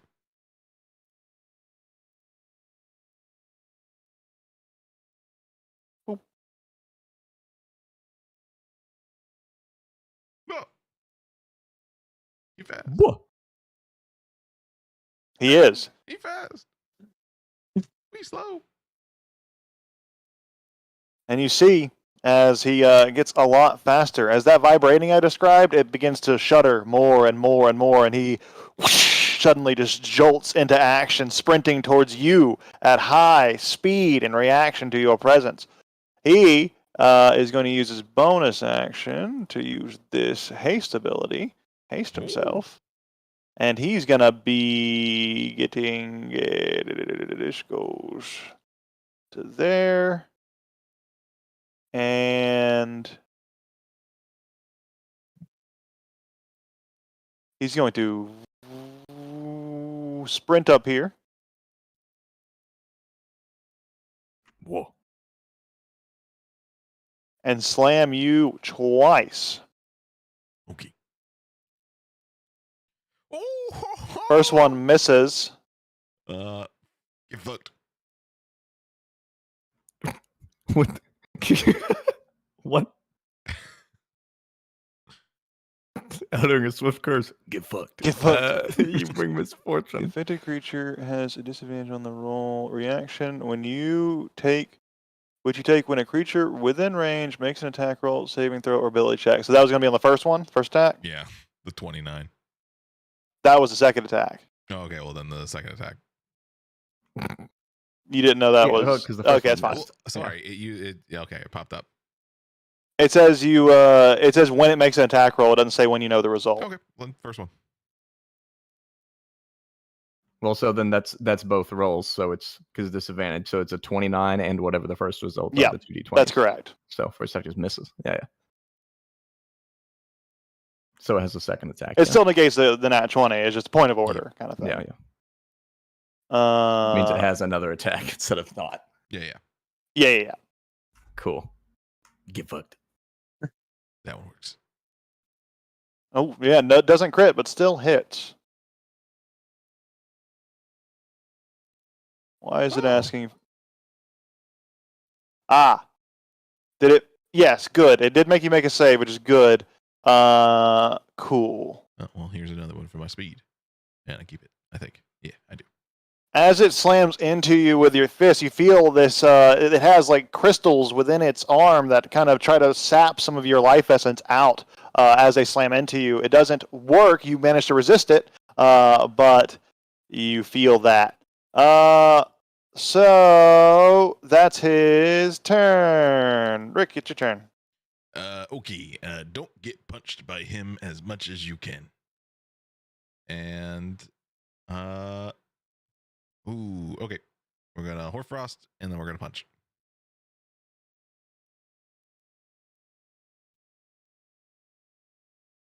But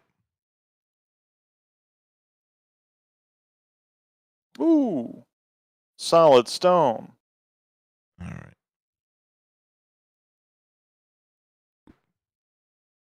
Oh, okay. All right, that's it. Another miss. All right, it's gonna bring us to Ladakh. Yep. Let's break him. I guess. Ladakh. First of all, I'm gonna do this because I feel like I don't do this enough. Let's channel divinity for my sanctuary to get some temp HP on people. It's like the whole purpose. I keep the advantage on initiative on myself so I can do this first. But whatever. Mm-hmm. What is it? 30 foot? Everyone within 30 feet of you.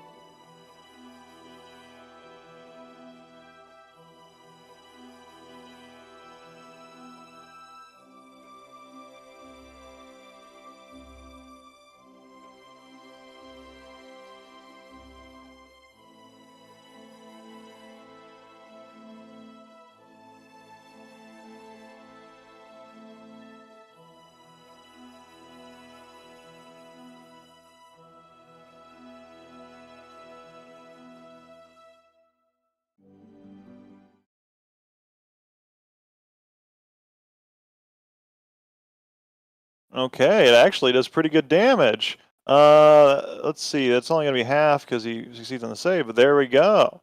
Cool. Does poison That's seem to his- work on this guy? Oh, shit. Say it's a rock. I'm surprised. It sure doesn't. Okay, yeah, that's what I thought. That is I was like, poison oh, damage. This thing's got a squishy interior.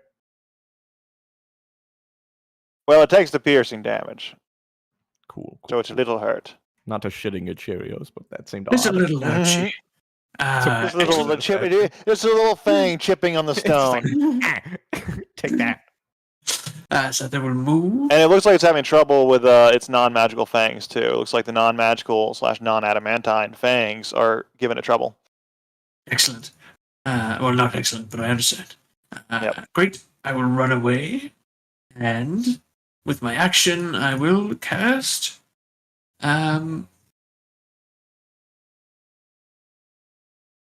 Excellent. No, I can't cast that. Sorry. I will just cast Magic Missile. You got it. Old Faithful. Do a big 3rd level Magic Missile.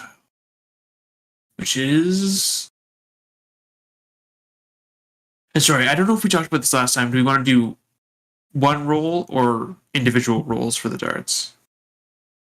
You can just do one big roll, like all the darts that you're gonna do. So you can just like do 3d4 or He's saying, whatever. like, do you want to roll the 1d4 plus number and then multiply that times number of darts, like raw, or do you want to roll a d4 for each individual dart? Oh, Yeah. I guess it's up to you guys. I right now I've been leaning towards just roll an individual one for each dart. I like that way. It's more variation. I think it's more fun because you roll more dice, but it does alter a lot of mechanics with how Right. Magic Missile works. If it's the one roll time stuff, it's way more powerful because a lot of things Yeah. affect it. If it's individual, it nothing affects it. It's kind of shit. But it's a little. What do you think, Mook? Oh, I wasn't sure there was a debate. I just thought there you rolled each one individually, and I didn't put much thought into it ever. Oh, which do you like better though? That's all matters. If Matt says that rolling one is more powerful, then probably just Yeah. keep rolling them all individually. But I had always heard that the rolling individually is what lets like that wizard subclass be like super good. With No, magic. it's the when it's one roll and then you just multiply that number. That's when it's powerful because Oh, okay. a lot of buffs say it applies to the So one roll. vote. Oh, gotcha. Yeah. One vote for on Rick. Mook, you won't vote for multiple. Individual What's your Chake Satho? Okay, Individual you're is the one fine. gonna be using it. Individual. You like individual? 2 for individual. Matt, you have any alternative vote? No, I don't care either way. I'm just saying Cool. the 1d4 plus number multiplied it is like raw, and it's also like the power gamer's fantasy because you can break Yeah. the game with it. So I Yeah. think multiple individual rolls is more fun and less likely to be like, Cool. you know, I cast 3rd level magic missile and deal 67 damage. Yeah. Kiss my ass because you can. Yeah. I like that better too. That's more fun. Cool. Cool. And no, what we talked about was concentration saves. It's one save.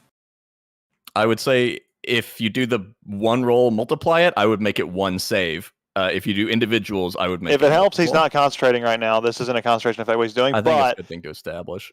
a good thing to establish would be that it is one. It's simultaneous, so one source of damage. That makes sense. Yeah. Okay. Cool. Okay. Anyways, 13 damage of force as I throw the darts, and that is turn.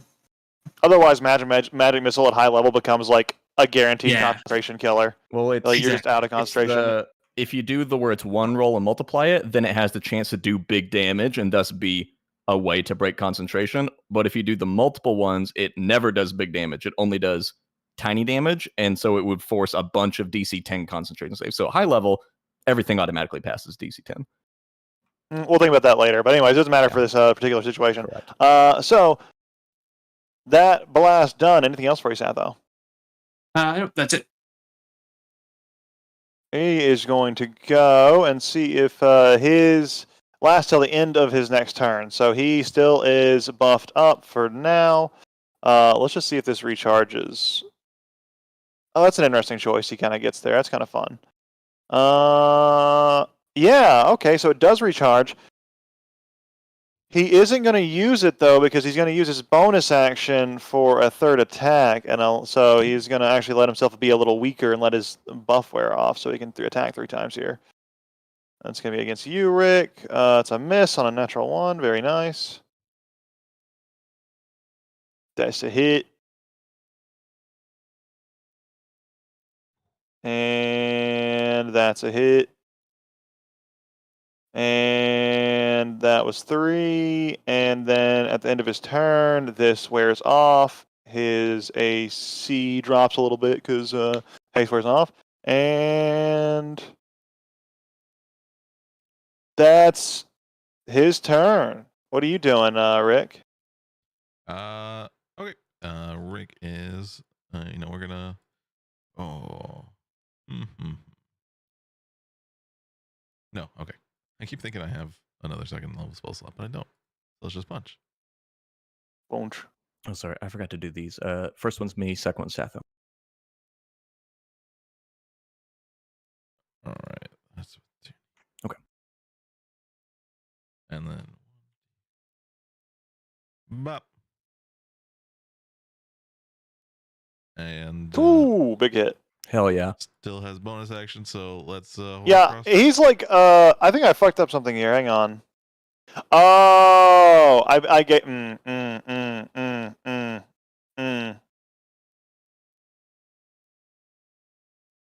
Oh, actually, sorry.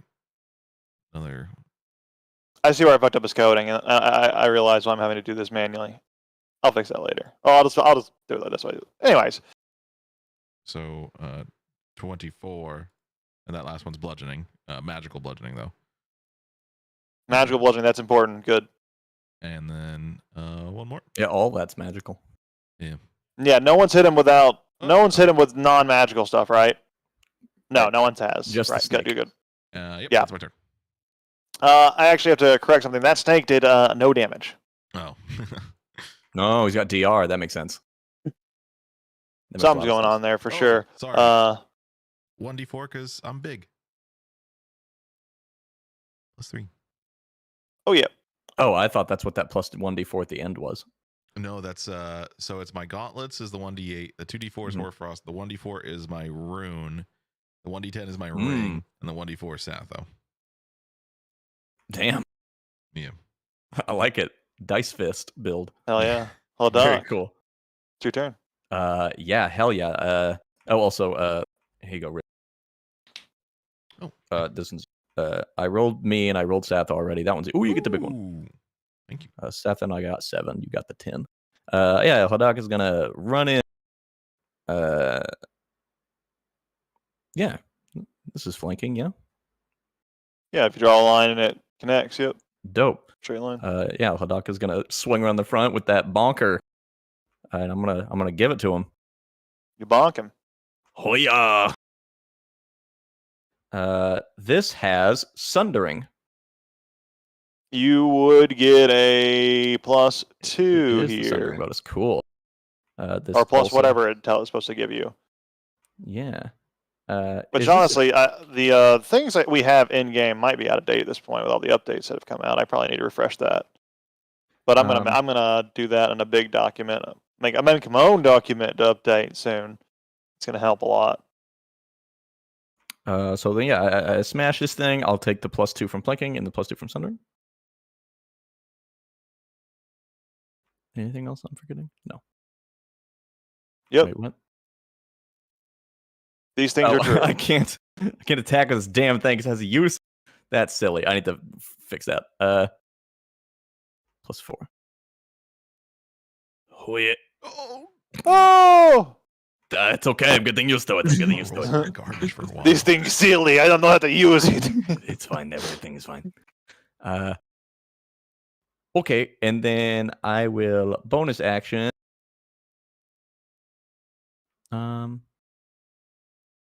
Yeah, I'm gonna bonus action cast Sanctuary on Rick. It's a little weird, but we're doing it. Oosh. Thank you. Protect the boy. And is that your turn? Oh yeah. Satho, you're up. All right. Go, Snake. Go, Snake! I do I believe too! in you. Chomp. It just bites down. It's chomp, chomp, chomp. It's like not getting in there. Just chomp. Fair enough. You're doing your best. Yeah, this thing seems almost impervious to non-magical attacks.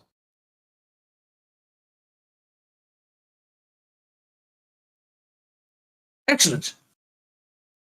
It's just there for panache. Moral As I support. gonna toss a couple more magic missiles in there. And I'm gonna remember to add my +1 for these. My +4 in the case of 4 extra darts. For 14. Very nice. Oh, he is looking badly injured as those douche blast into him. And Hadak is excellent.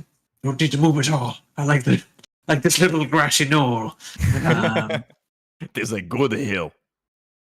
One to die on. I gotcha again. Just in case. No, I need to do mine as well. First one's mine, second one will be yours. I would go invisible as well. Nice. Yeah. So 10 for me, and only a 6, so it doesn't overwrite yours. And that's my turn. All right, it's going to bring us to the Guardian once more, who is going to use his haste now that it's recharged. Get that back going. His AC goes back up. And he is going to make one attack here on you, Rick. Wisdom save, I think. Oh, true. Let me undo that damage Otherwise, Mhm. it's yeah. and see if this... Oh, shit, he's not really wise. He's a It's statue. DC 15. Oh, shit, he rolled really well, though. Ooh. So he does hit you and does do that damage. There we go. Nice. And then you're still standing thanks to the power of Twilight. Temp HP. Hell yeah. He didn't eat through it with the first It one. was a big old 10 temp Yeah. HP too. Ooh, Big one. And the second one is a miss. Yeah. So He would have had to that make a is... wisdom save anyways. Oh, true. That is his turn. Rick, it's going to be your turn here. Oh, thank you so much, Holodog. I didn't really like those hits. But Yeah, I've come to realize that I've been a little aggressive. I'm gonna break it right now. Yeah, it's not working for me. All right. Do. +2.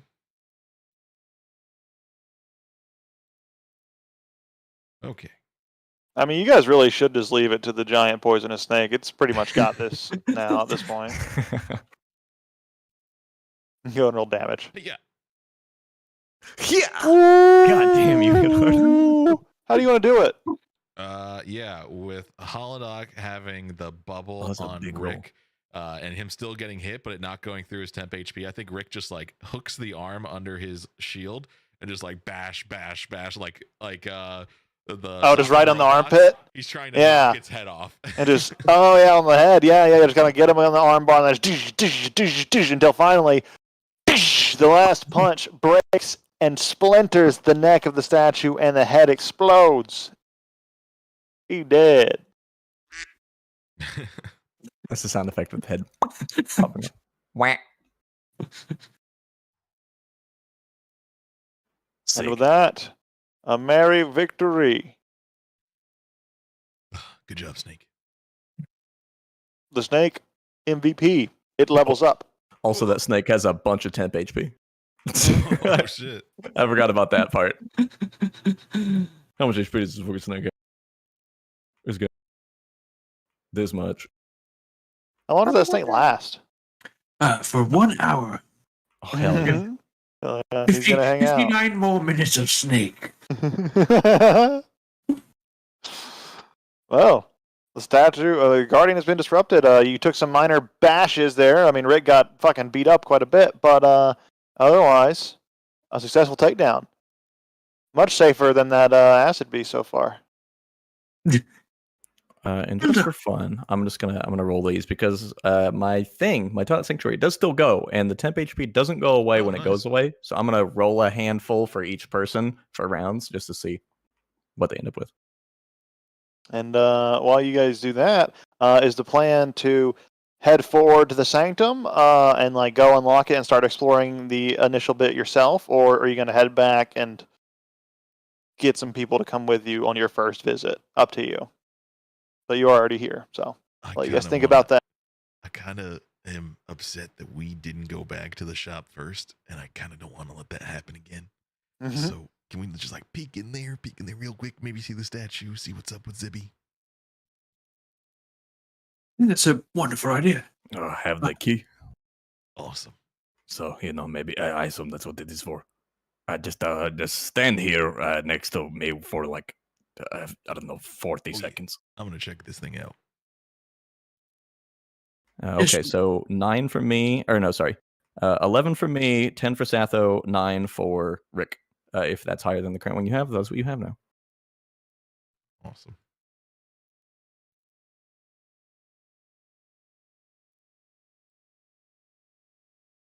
All right. Well, it sounds like we're approaching. As you do, it's a few miles, but as you approach, okay, yeah, it's a few hours walk. So why are you doing it? Oh, just What's up? real quick, could we now that we have a closer look at the taken apart body, is there any yeah. any new insights we have?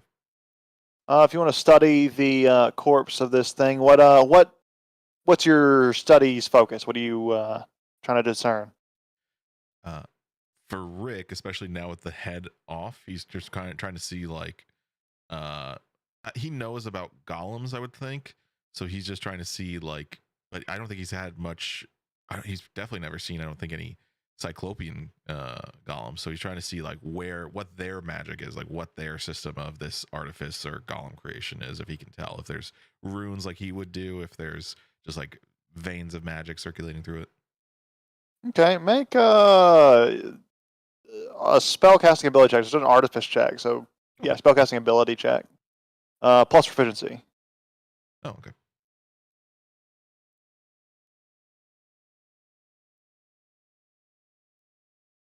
Studying the internal structure of this from an artifice angle, does seem to be a golem. It seems to be a sort of a golem of sorts. It is a clay golem of sorts. It's kind of a mutation of that in some way.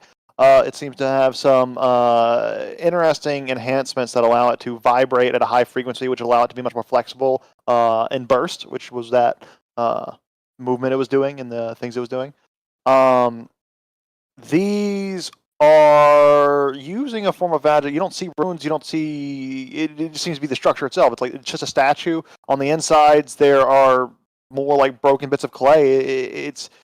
It's much more akin to what Shimsha Jim was doing, maybe in its creation, than to be perhaps what Artifice would be.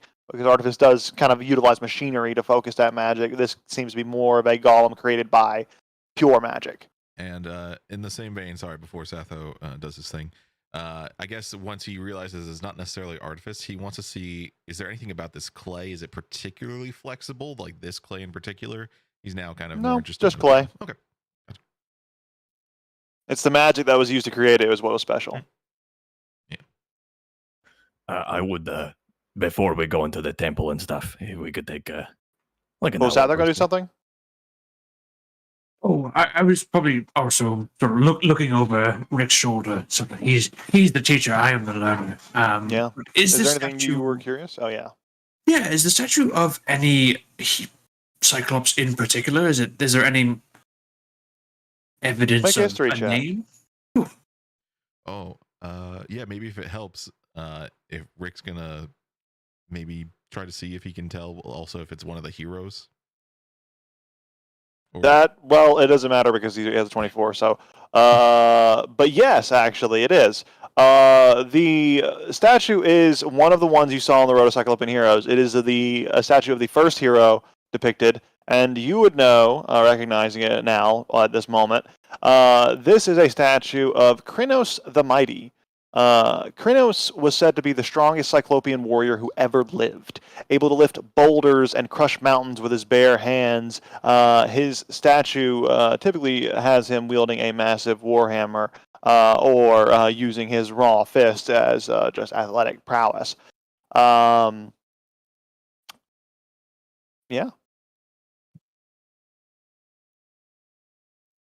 be of interest to Viator.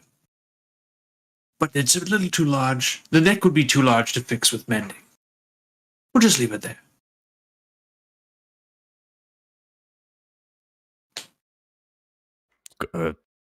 Is Rick not good with rock things?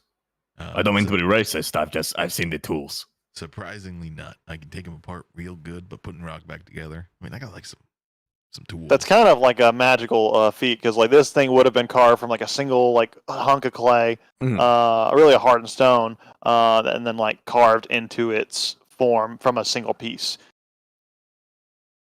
It's made of Reconstructing clay. it would be like an effect of magic and using various things of mending. It's possible, but it's not something you would do with mundane tools. Is my point. You need potter's tools. Clay is a Exactly. Can you imagine the Something more wheel magical. that spun this statue? Enormous.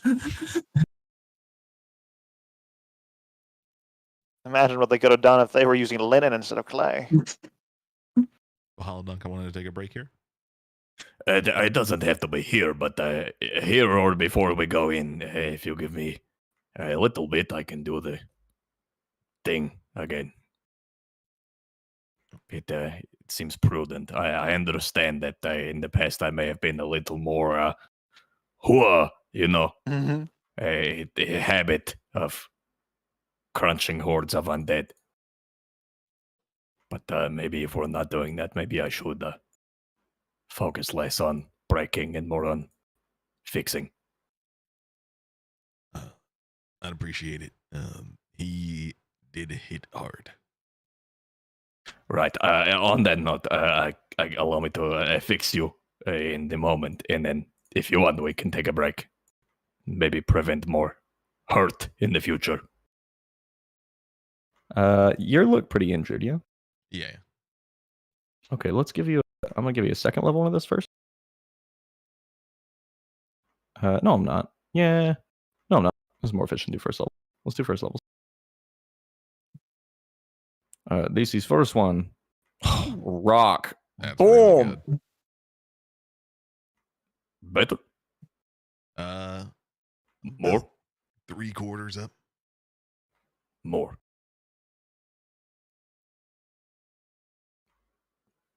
But no. Still good. Great. No, I'm feeling pretty good. Cool.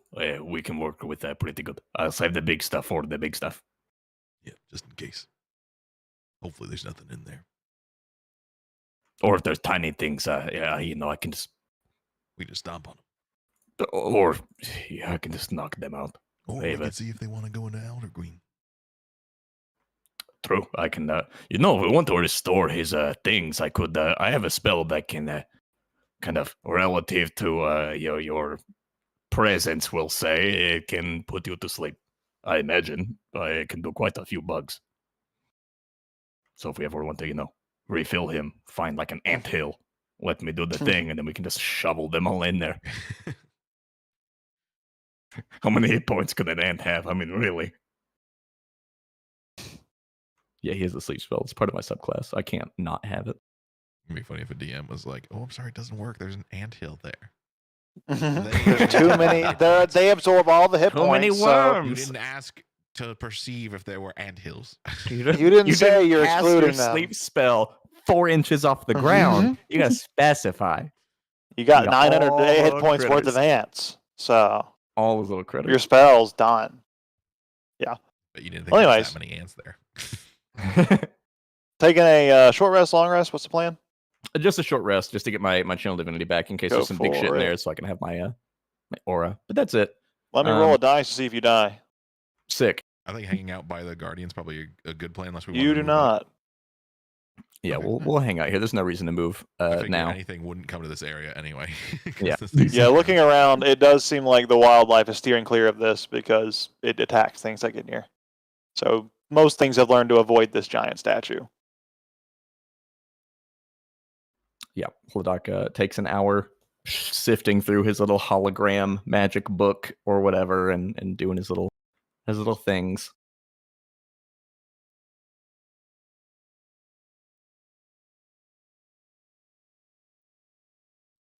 I'm good to go.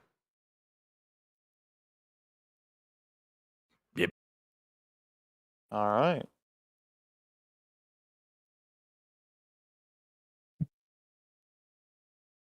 It's getting kind of towards dark and getting around the time where you would normally bed down as you start to approach.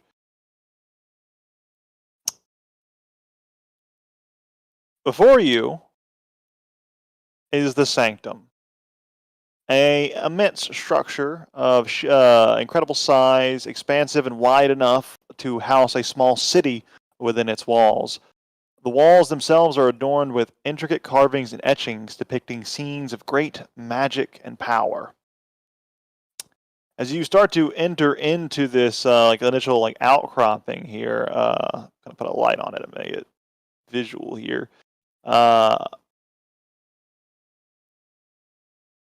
You begin to kind of enter into not quite the sanctum itself, but this almost like outer courtyard, a roofed courtyard more or less.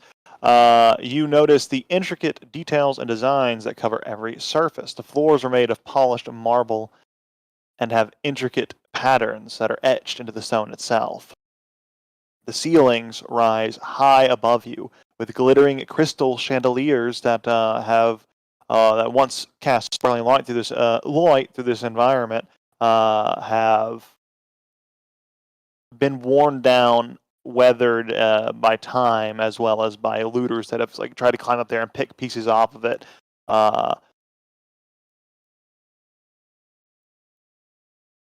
And there is a great stone door that has a large cylindrical hole that looks like about the size and shape of your key that you have.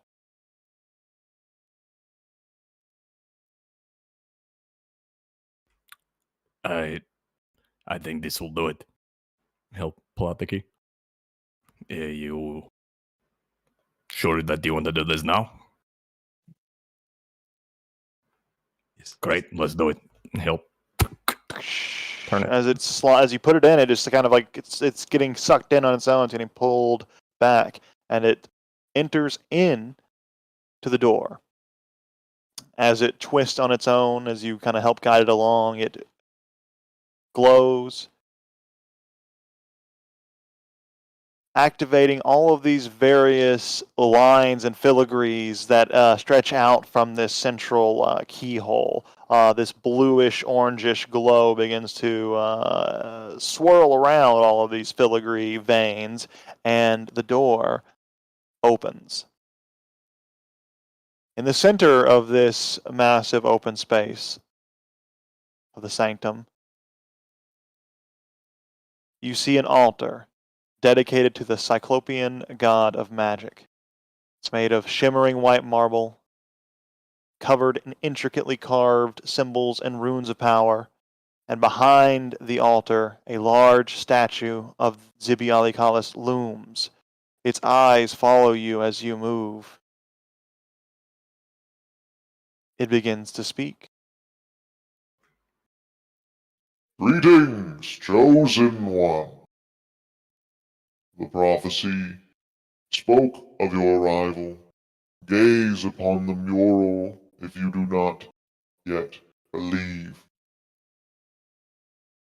And nearby, there is a mural that is a breathtaking work of art.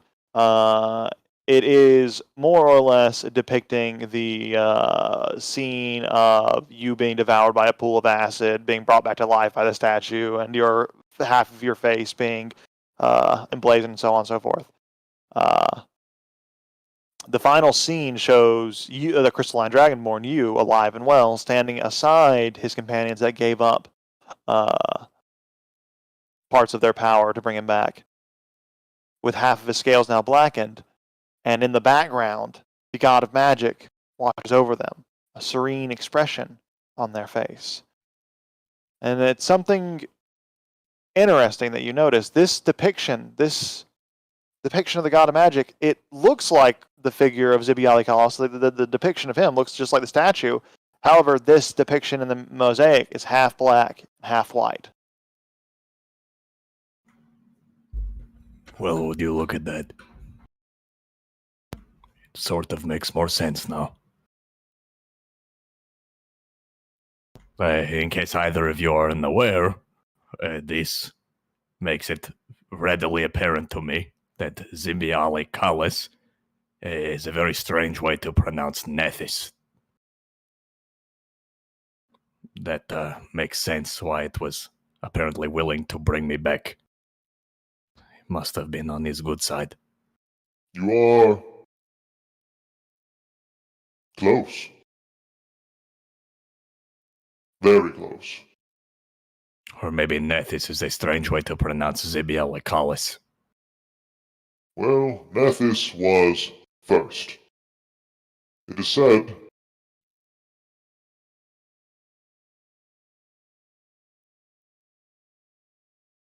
that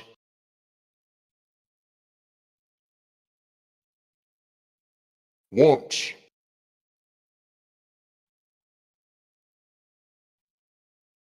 Nethys sought to divide himself into two separate and distinct beings to allow each aspect of his unfocused glory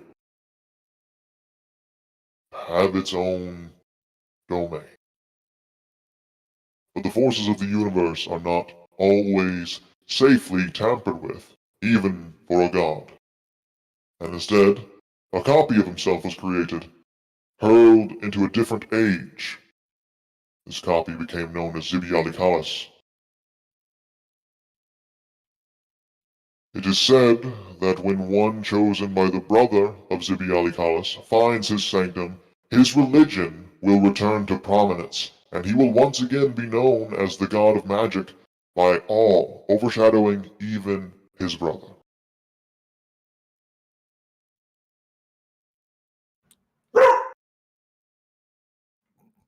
Dog. That's right. That was me. It just kind of barks at the thing. Fuck you. Okay, so just to make sure I understood that right, he's saying that Nethys was like the original being, and then He tried to split himself. He tried to split Naturally. himself, and in doing that, he made a copy of himself. This was Mm. after like his schism. Like it sounds like knowing the lore about him, he had that mental schism that kind of kept his like two personalities. It sounds like he tried to take one of his personalities and just separate it from himself, so there could be two. Failed in that, and just made a copy of himself. And that Okay. copy went on back in time to become Zimbiali Kalis. and changed its name basically. So I More or followed less, up yeah. to there, and then what about the brother? Is it just meaning the other half? Mm.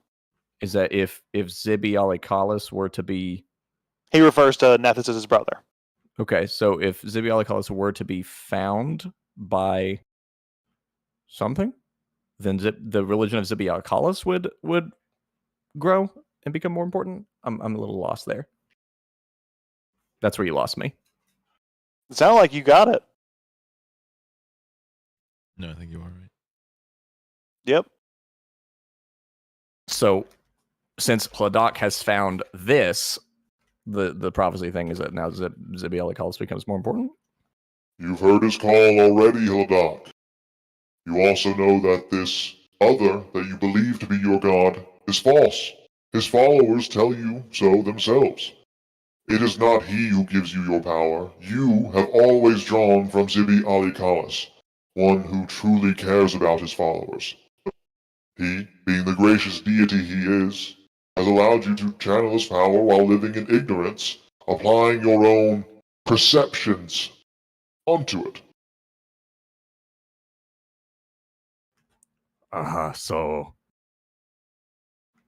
So my god is Nethys. It just changed his name. He is a better version of Nethys, one that decided to actually do something. The original, he is quite lethargic by comparison. You don't have to tell me. So was I.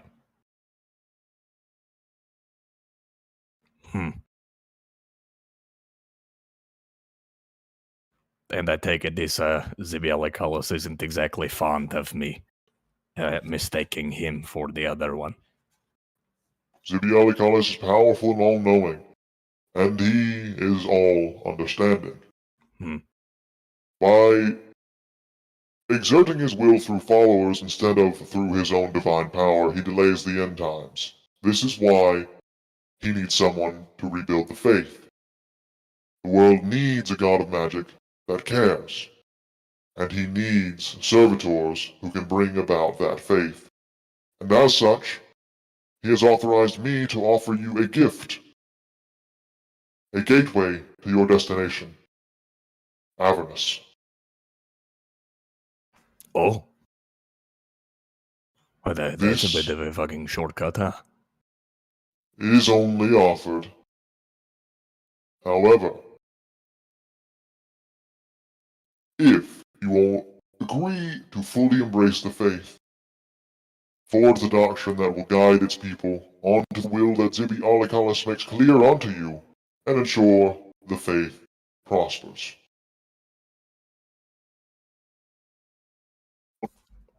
If I can do so through my own actions, of course, but I am not about to go around You are suggesting already to on the everyone. path. If you continue, free of distractions, like addiction, then you'll be fine. Hmm.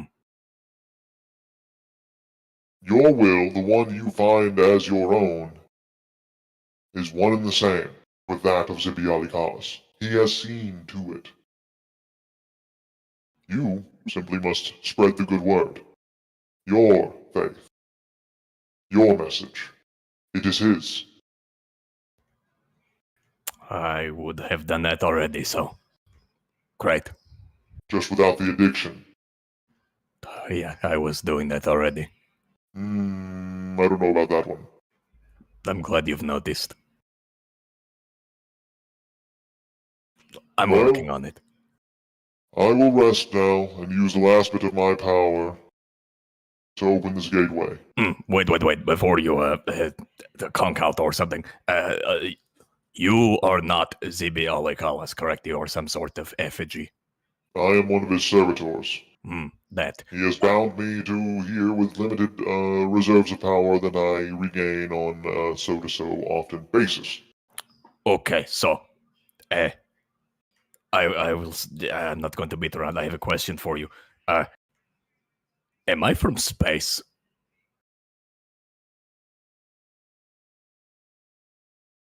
That is a question I do not have to answer. Right, but it would be real cool if you could. If you don't know, you could just say you don't know. But I have a feeling you do. Servitor of the God of Knowledge. I do know. And Zibialikalis has decided that that will be unveiled to you as a future gift. That sort of makes it sound like I'm from space. I'm Suppose going you'll to go find with out. it. Well, As I the can't statue begins to stop talking, his mouth opens as hangs on that last word, and it begins to drop.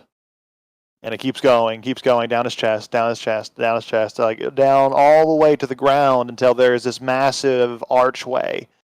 Within that archway, it ignites with hellish energy, opening a gateway to somewhere terrifying.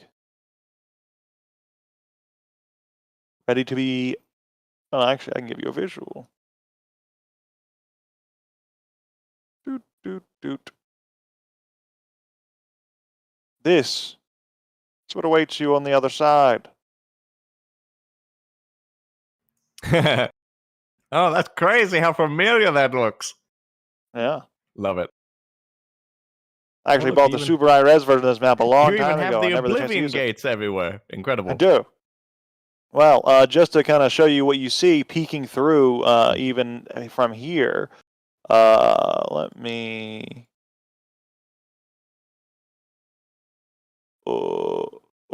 let's see if this works. You all should see things on the map Yep. now. Hell yeah! we and can you should double-click be and make able them big. to double click them and make them big to see just kind of things that you see from the gateway. Oh fuck yeah, dude! I love the little preview.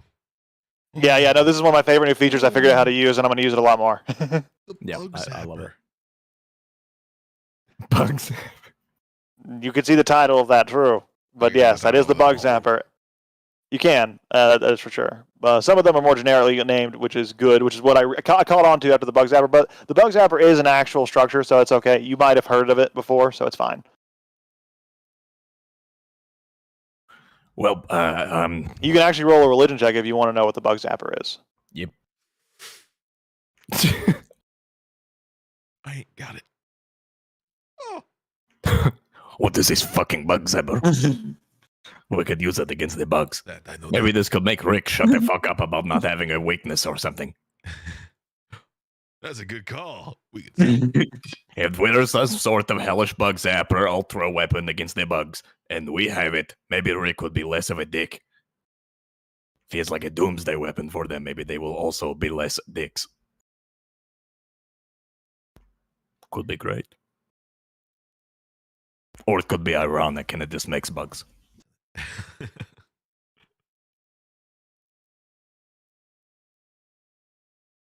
The bug zapper is a large structure that historically was used in a great hellish war that has long since been over. This was a war that happened a long time ago, known as some sort of blood war, as it were. It's a long, ancient, since forgotten part of history. It doesn't really represent the current geopolitical landscape of Avernus anymore.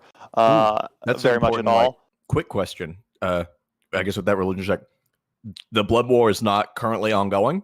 That has my long knowledge. since ended. That has been it has been ended by the supreme subjugation of Asmodeus, who has become the overlord of all of the hells and subjugated all of the various circles under his ultimate dominion, and So he the has devil's become won. supreme. The demons. There is a little bit of difference within the timelines there when it comes to how the demons kind of because the demons came overflowing from the abyss, all that good stuff. There were too many demons. Does blood war and- refer to the devils versus demons in hell, or does this refer? Yes, to devils it and refers to the demons essentially specifically the demons. When the abyss was created, a long time ago, the demons started overpopulating the abyss, and they started pouring out into everywhere else. That still is happening. However, the demons are now pouring into other places. Weirdly enough, who knows about any of that? That's not Crazy relevant how to that greater happened. planar lore, and like how that might be relevant to every other campaign that we've been playing. But yes, the demons have been pouring out usually into hell, but that has since been ended, and now there is an immigration service of sorts for demons to come to hell as either refugees or sort of things. Some illegally try to break in there and do all that good stuff, but that's a whole nother story. So hell is more like post blood war, because I guess this is like ancient history, so Hladak would know Correct. this or whatever. So now post blood war, Avernus isn't like this crazy chaotic hellscape or whatever. It's like it's pretty ordered. You sound like it's under the monarchical rule of Asmodeus. It has an orderly structure to it, but no one's been into it recently enough to know anything about it. Right. So whatever the political landscape is for you guys to discover. Yeah, this is But just like it is the greatly history different. that Hladak would know is that he Right. doesn't know hell as the location of the ongoing blood war where everything is chaotic and like stepping foot there, you might just step into craziness and everything's psychotic. He knows that ended. So based on his knowledge Something's for happened however long after that. ago, that hell is completely controlled by devils now, specifically Asmodeus, and thus he probably imagines it's more of a civilization than just like crazy bullshit that it was before. Up to you, whatever you imagine. No one actually Okay. knows. Okay. I'll go with that one if that's not like immediately refuted. If that would make sense for a religious person to think. Everything Cool. up until the theory crafting was pretty concrete, and then the theory crafting is you'll find out as you explore. Okay, cool. Love it. Cool. Anyway, sorry, I don't want to cut you off. Bug zapper. Yes, the Bug Zapper is a leftover war relic. It was essentially a fortress that could fry flying demons very effectively when in use. It could create this essentially just giant pulse of energy that could just knock out flying opponents very easily and rapidly. What it's doing now, who knows? That's what the Bug Zapper is. Sick. Sounds great. Could also Sorry, I had to think if Hladak would even say this, but yeah, he doesn't have any particular attachment to Navsog. in the event that this maddening mumbo jumbo gets out of hand, it could be used to. This archway, by the way, is Pain it enough currently something. has a portal, and that portal is where you would walk out and be in the thing. And just to kind of give you a visual there. So this could solve two problems. This could deal with Anadi maybe, or it could deal with maddening Nafsagwin. Of course, it's an ancient hellscape, a super weapon, so it's not like I could just throw it onto Maurice. Hmm. But there's your answer. That's what that is. Pointing to the portal off in the distance. Super devil flying weapon. I want to get a souvenir. I think they We're going to imagine we will be here for a while. Anyways, Satho, looking through that, does anything ring a bell? I didn't do the nipple thing, so Yes, Rickard helped me see. It was a blood red stone. More of a prison than a bug zapper. Yeah, So the just Bug Zapper just based does- on like visuals, by the way, Seth. Though, yeah, none of this immediately looks like the redstone like kind of castle looking structure that you remember from your vision. None of these immediate landmarks, but this map is probably something I'm gonna say Hiladak has from his studies. Like this is an actual old map of Avernus that he would have on his person. It's sort of like in his book, and it's like a painting of someone. Yeah. It's like Dante's Inferno, basically. Like this is their rendering of hell, which is why it's so artistic and stuff. And as we explore it, we will get these little like snapshots of the relevant landmarks like this, kind of as we explore further. But it's going to be on like a view distance based thing as you get close to stuff. I love it. Yeah, new style of exploration. I'm very. This is going to be probably the new main style of exploration because it's combining a lot of elements that I've Yeah, no, wanted it's to do. not enough, Sagween. That is an Nafsagween. It's not a whatever it's called, whatever the real art is called, the Spine Devil or something. Fuck that. Yep. It's enough. Sagween. Bone Devil or whatever. Yeah, Yeah. it's a Nafsagween. This was an Azoran map. Someone thought that maybe the guy who drew this map was like, oh, maybe they come from hell, and he just drew them on there. Spoilers: all the giants are from hell. Oh, Yeah, spoiler. if we want to try to get a better picture, I mean, we got the well and we've got the sages. We could always ask them. Rick's gonna lean out of the gate like, Zibby, you still there? I think he Silence. disappeared. Oh. Is this gate going to stay, or do we need to go now? Yeah, I don't want to leave this gate open. I don't either. I want to go back and glow. There's a to big the button. Sentinel, but Like a big glowing rune that you can like touch, and if you touch it, it shuts the gate. As you touch it again, opens the gate. that seems dangerous. We should probably inform Jirik to make sure that no one else, plays with the gate. Put it with like a glass box around it. Like maybe we should Yeah. have some sort of like large clay guardian to keep things away from him. and With a large warhammer. Hmm. a big door with a key. Hmm. Yeah, but Fuck. it also blocks all the other stuff too. That's probably not hell. Unless. By the way, the rest of the structure that you're in, that the sanctum itself, just kind of going back to what it looks like. This is just right at the front gate. Essentially, it's like the reception desk. Is this structure and this like portal statue thing, and then behind it is a city-sized environment that's just like a long hallway with various tiers of buildings and various other structures. Like you could explore this city itself for like days and days and days and uncover all sorts of hidden knowledge and forgotten secrets of the Cyclopean Empire. This is a whole thing, and it doesn't seem to be very dangerous. It doesn't seem to be any living creatures in there. It just seems like a downtime kind of exploration thing where you would just dig through. I do have a quick question. So we fought the Sentinel or whatever, the Guardian, and then we came to the door with the key. was the door like big, like a big Yeah. door, or was it big enough like for us to walk through?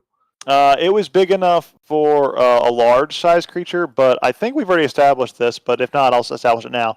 The Cyclopeans would build buildings of various sizes because they had complete mastery of magic to be able to. Most people could control their sizes at will, and you could have Cyclopeans that are small, big, medium. People actually theorize the Cyclopeans may not have been giants originally. They may have they made themselves big, and they got stuck that way when they forgot how to use magic.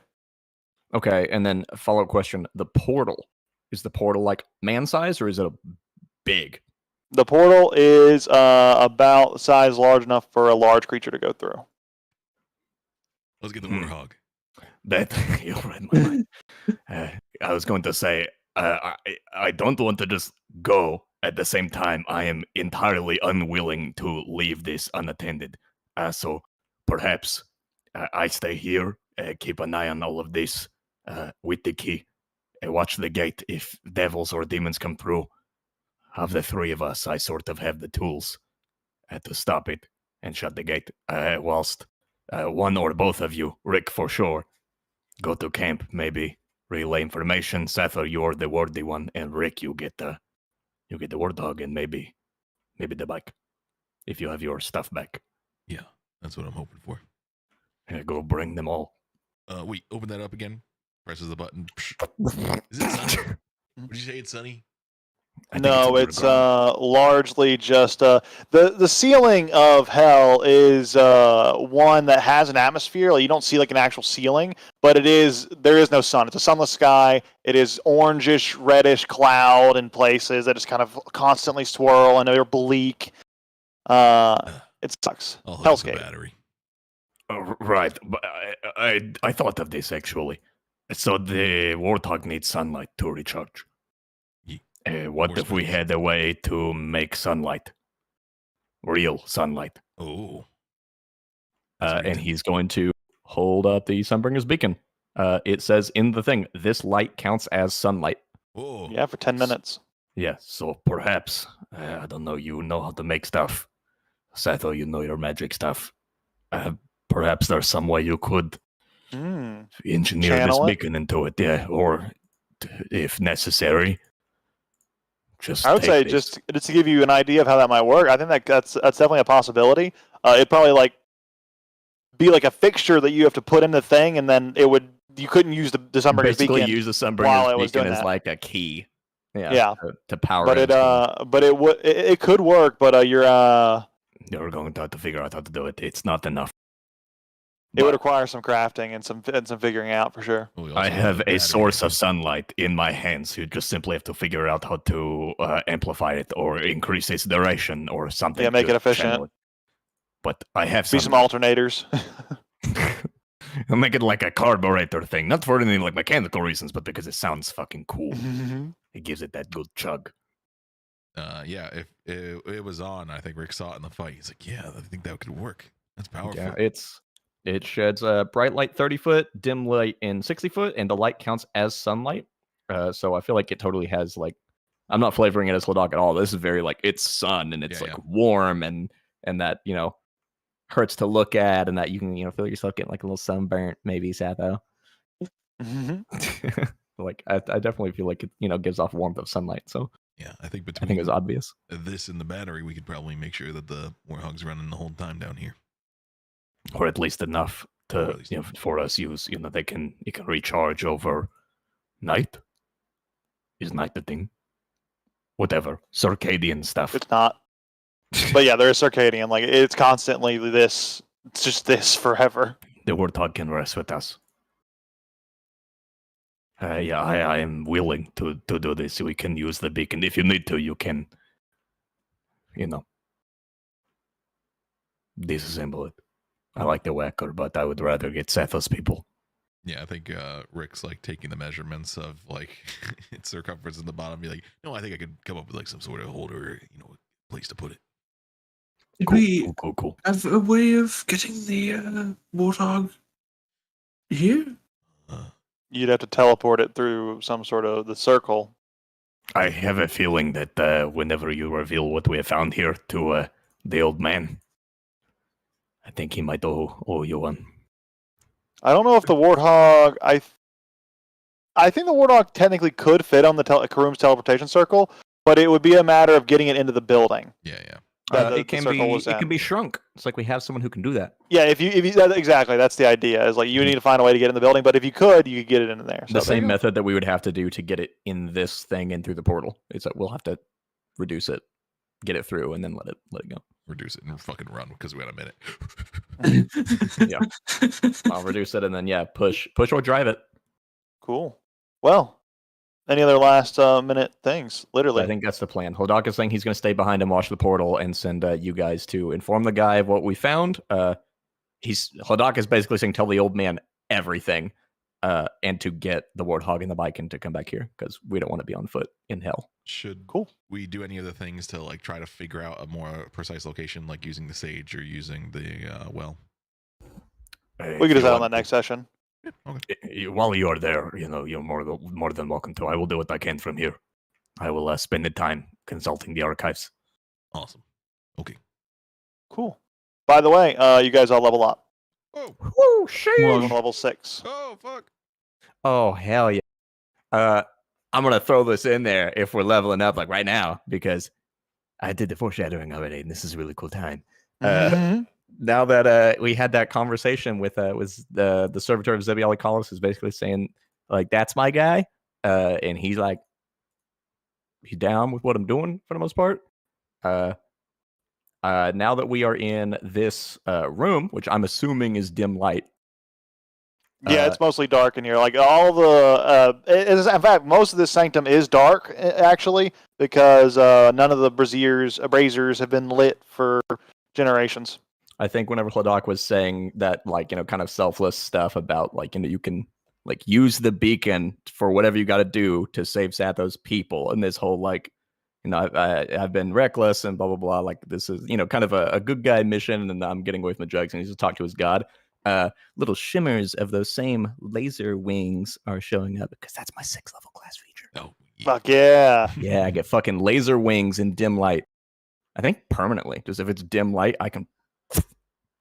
What are you thinking you going to do with your level up, Satho? You going to put it in Artificer, do another little advancement there and start catching up, or any other plans?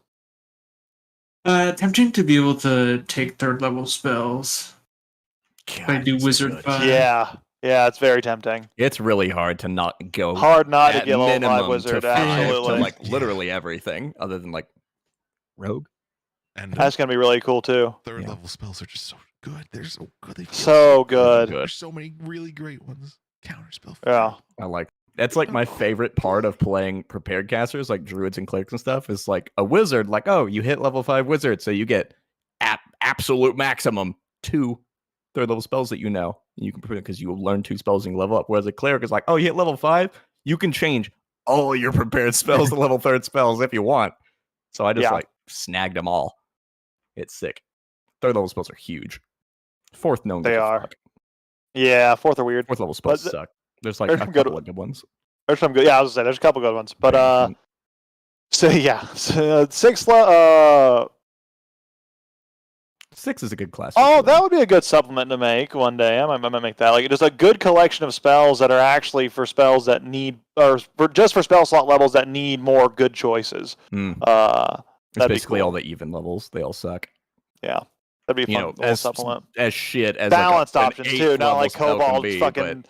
Oh no! Like, one thing I like about Cobalt Press stuff is like more and more we use it, the more I'm like, damn, a lot of this Some of shit's it's real crazy. sussy.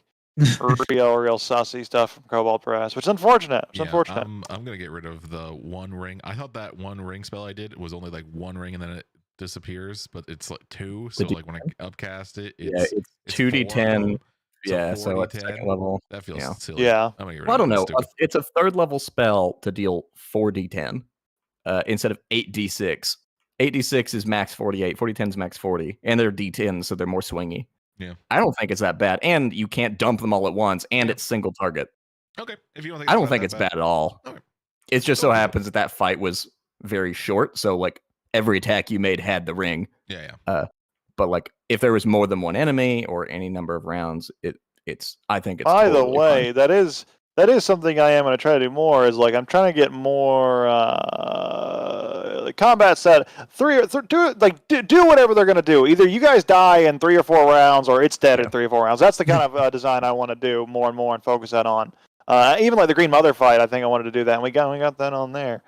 Got that done about 5, which was yeah. great. I was concerned in that fight, if you couldn't tell, because historically Ook fights are long, and then whenever that boss like, yeah, she can use her reaction thing to like slap you a little bit. 75, and then the next thing it's like, oh, well now she activated this thing where she like auto crit. So all right, she hits you. 154. That's the first attack, and it's like, oh my god. Yeah. If this boss has as much HP as like historically they have, or if this is like a mechanics fight, I did a lot of math. I did a ton of fucking math, just because I have been adjusting a lot about my style lately, just in general. I've been doing a lot of experiments, and we've had some rough moments there. I know I'm not gonna like pretend that didn't happen, but no, that fight I think we're getting out of it. If it's short, but we didn't have any way of knowing that it's supposed to be a short. Oh, fight. Not particularly in that fight. I actually really like how that fight went. I just mean in general with the latest changes. Yeah, I love that design. I think the new designs are all super gonna be better, even for high level stuff, especially because. As we get higher level, just in general, combats need to be snappier. They need to be done in like 3 rounds. Like 5 rounds should be the absolute maximum and should be caught quite rare, is what I'm getting more and more pushing towards. If you want to have like multiple things, do multiple encounters instead of like one encounter with a bunch of this shit where you're just in a combat for a whole session. Kind of break them up, unless it's like a big cornerstone arc ending battle, then it's fine. Like if a whole session is fighting a god. And the idea of just even like when fighting gods, just less HP, more damage. That's usually the better answer. Is like keep them around for the same amount of rounds that they normally would be, that you want them to be, 3 rounds, but just make them do shit tons of damage, and like it kind of naturally peters itself out really well with the Green Mother, because as people go down, that fight went on 5 rounds if the mentality perfectly is because people are going down. Like, you get like we get hit once for 40 damage instead of being hit 4 times for 10 damage. That helps bring high armor DR kind of more in line, because like whenever you're fighting on Wednesday like a bunch of things that weren't very strong, Zeke was basically invincible. Zeke's invincible, yeah. Zeke's invincible because of all the DR. I had if I had them cursed, I take 12 less damage from everything no matter what. And now with my new thing, all of my teammates do as well. True. So like 12 damage reduced isn't like a lot unless it's a bunch of small things, and then it neuters everything. So like fighting the Green Mother, it's like, yeah, fucking my DR, it doesn't matter. It helps a little bit, but like, and especially with all the temp HP I can get too, reducing every single hit on that temp HP by 12 each, I was invincible. So we gotta dial that back. Bring DR, because another thing was whenever we did the Lucky Few and Mookie made a Destrian. Holy shit. Whoo. 10 DR or whatever it was at that low level, where Seeker's like level 14 now or whatever, and can do 12 on one guy. That was crazy. Yeah, so you just need higher damage, lower health. Like that's where I think like 5e's design can be improved upon greatly. Is like most monster manual things. There's some good things in there, but realistically, most of them just don't do enough damage, and most of them have too many hit points. That's the realistic thing of it. This is the thing I kind of like figured out over a long time, is that instead of doing one encounter, like do one encounter a day of a bunch of shit, it kind of defeats the purpose of short rest a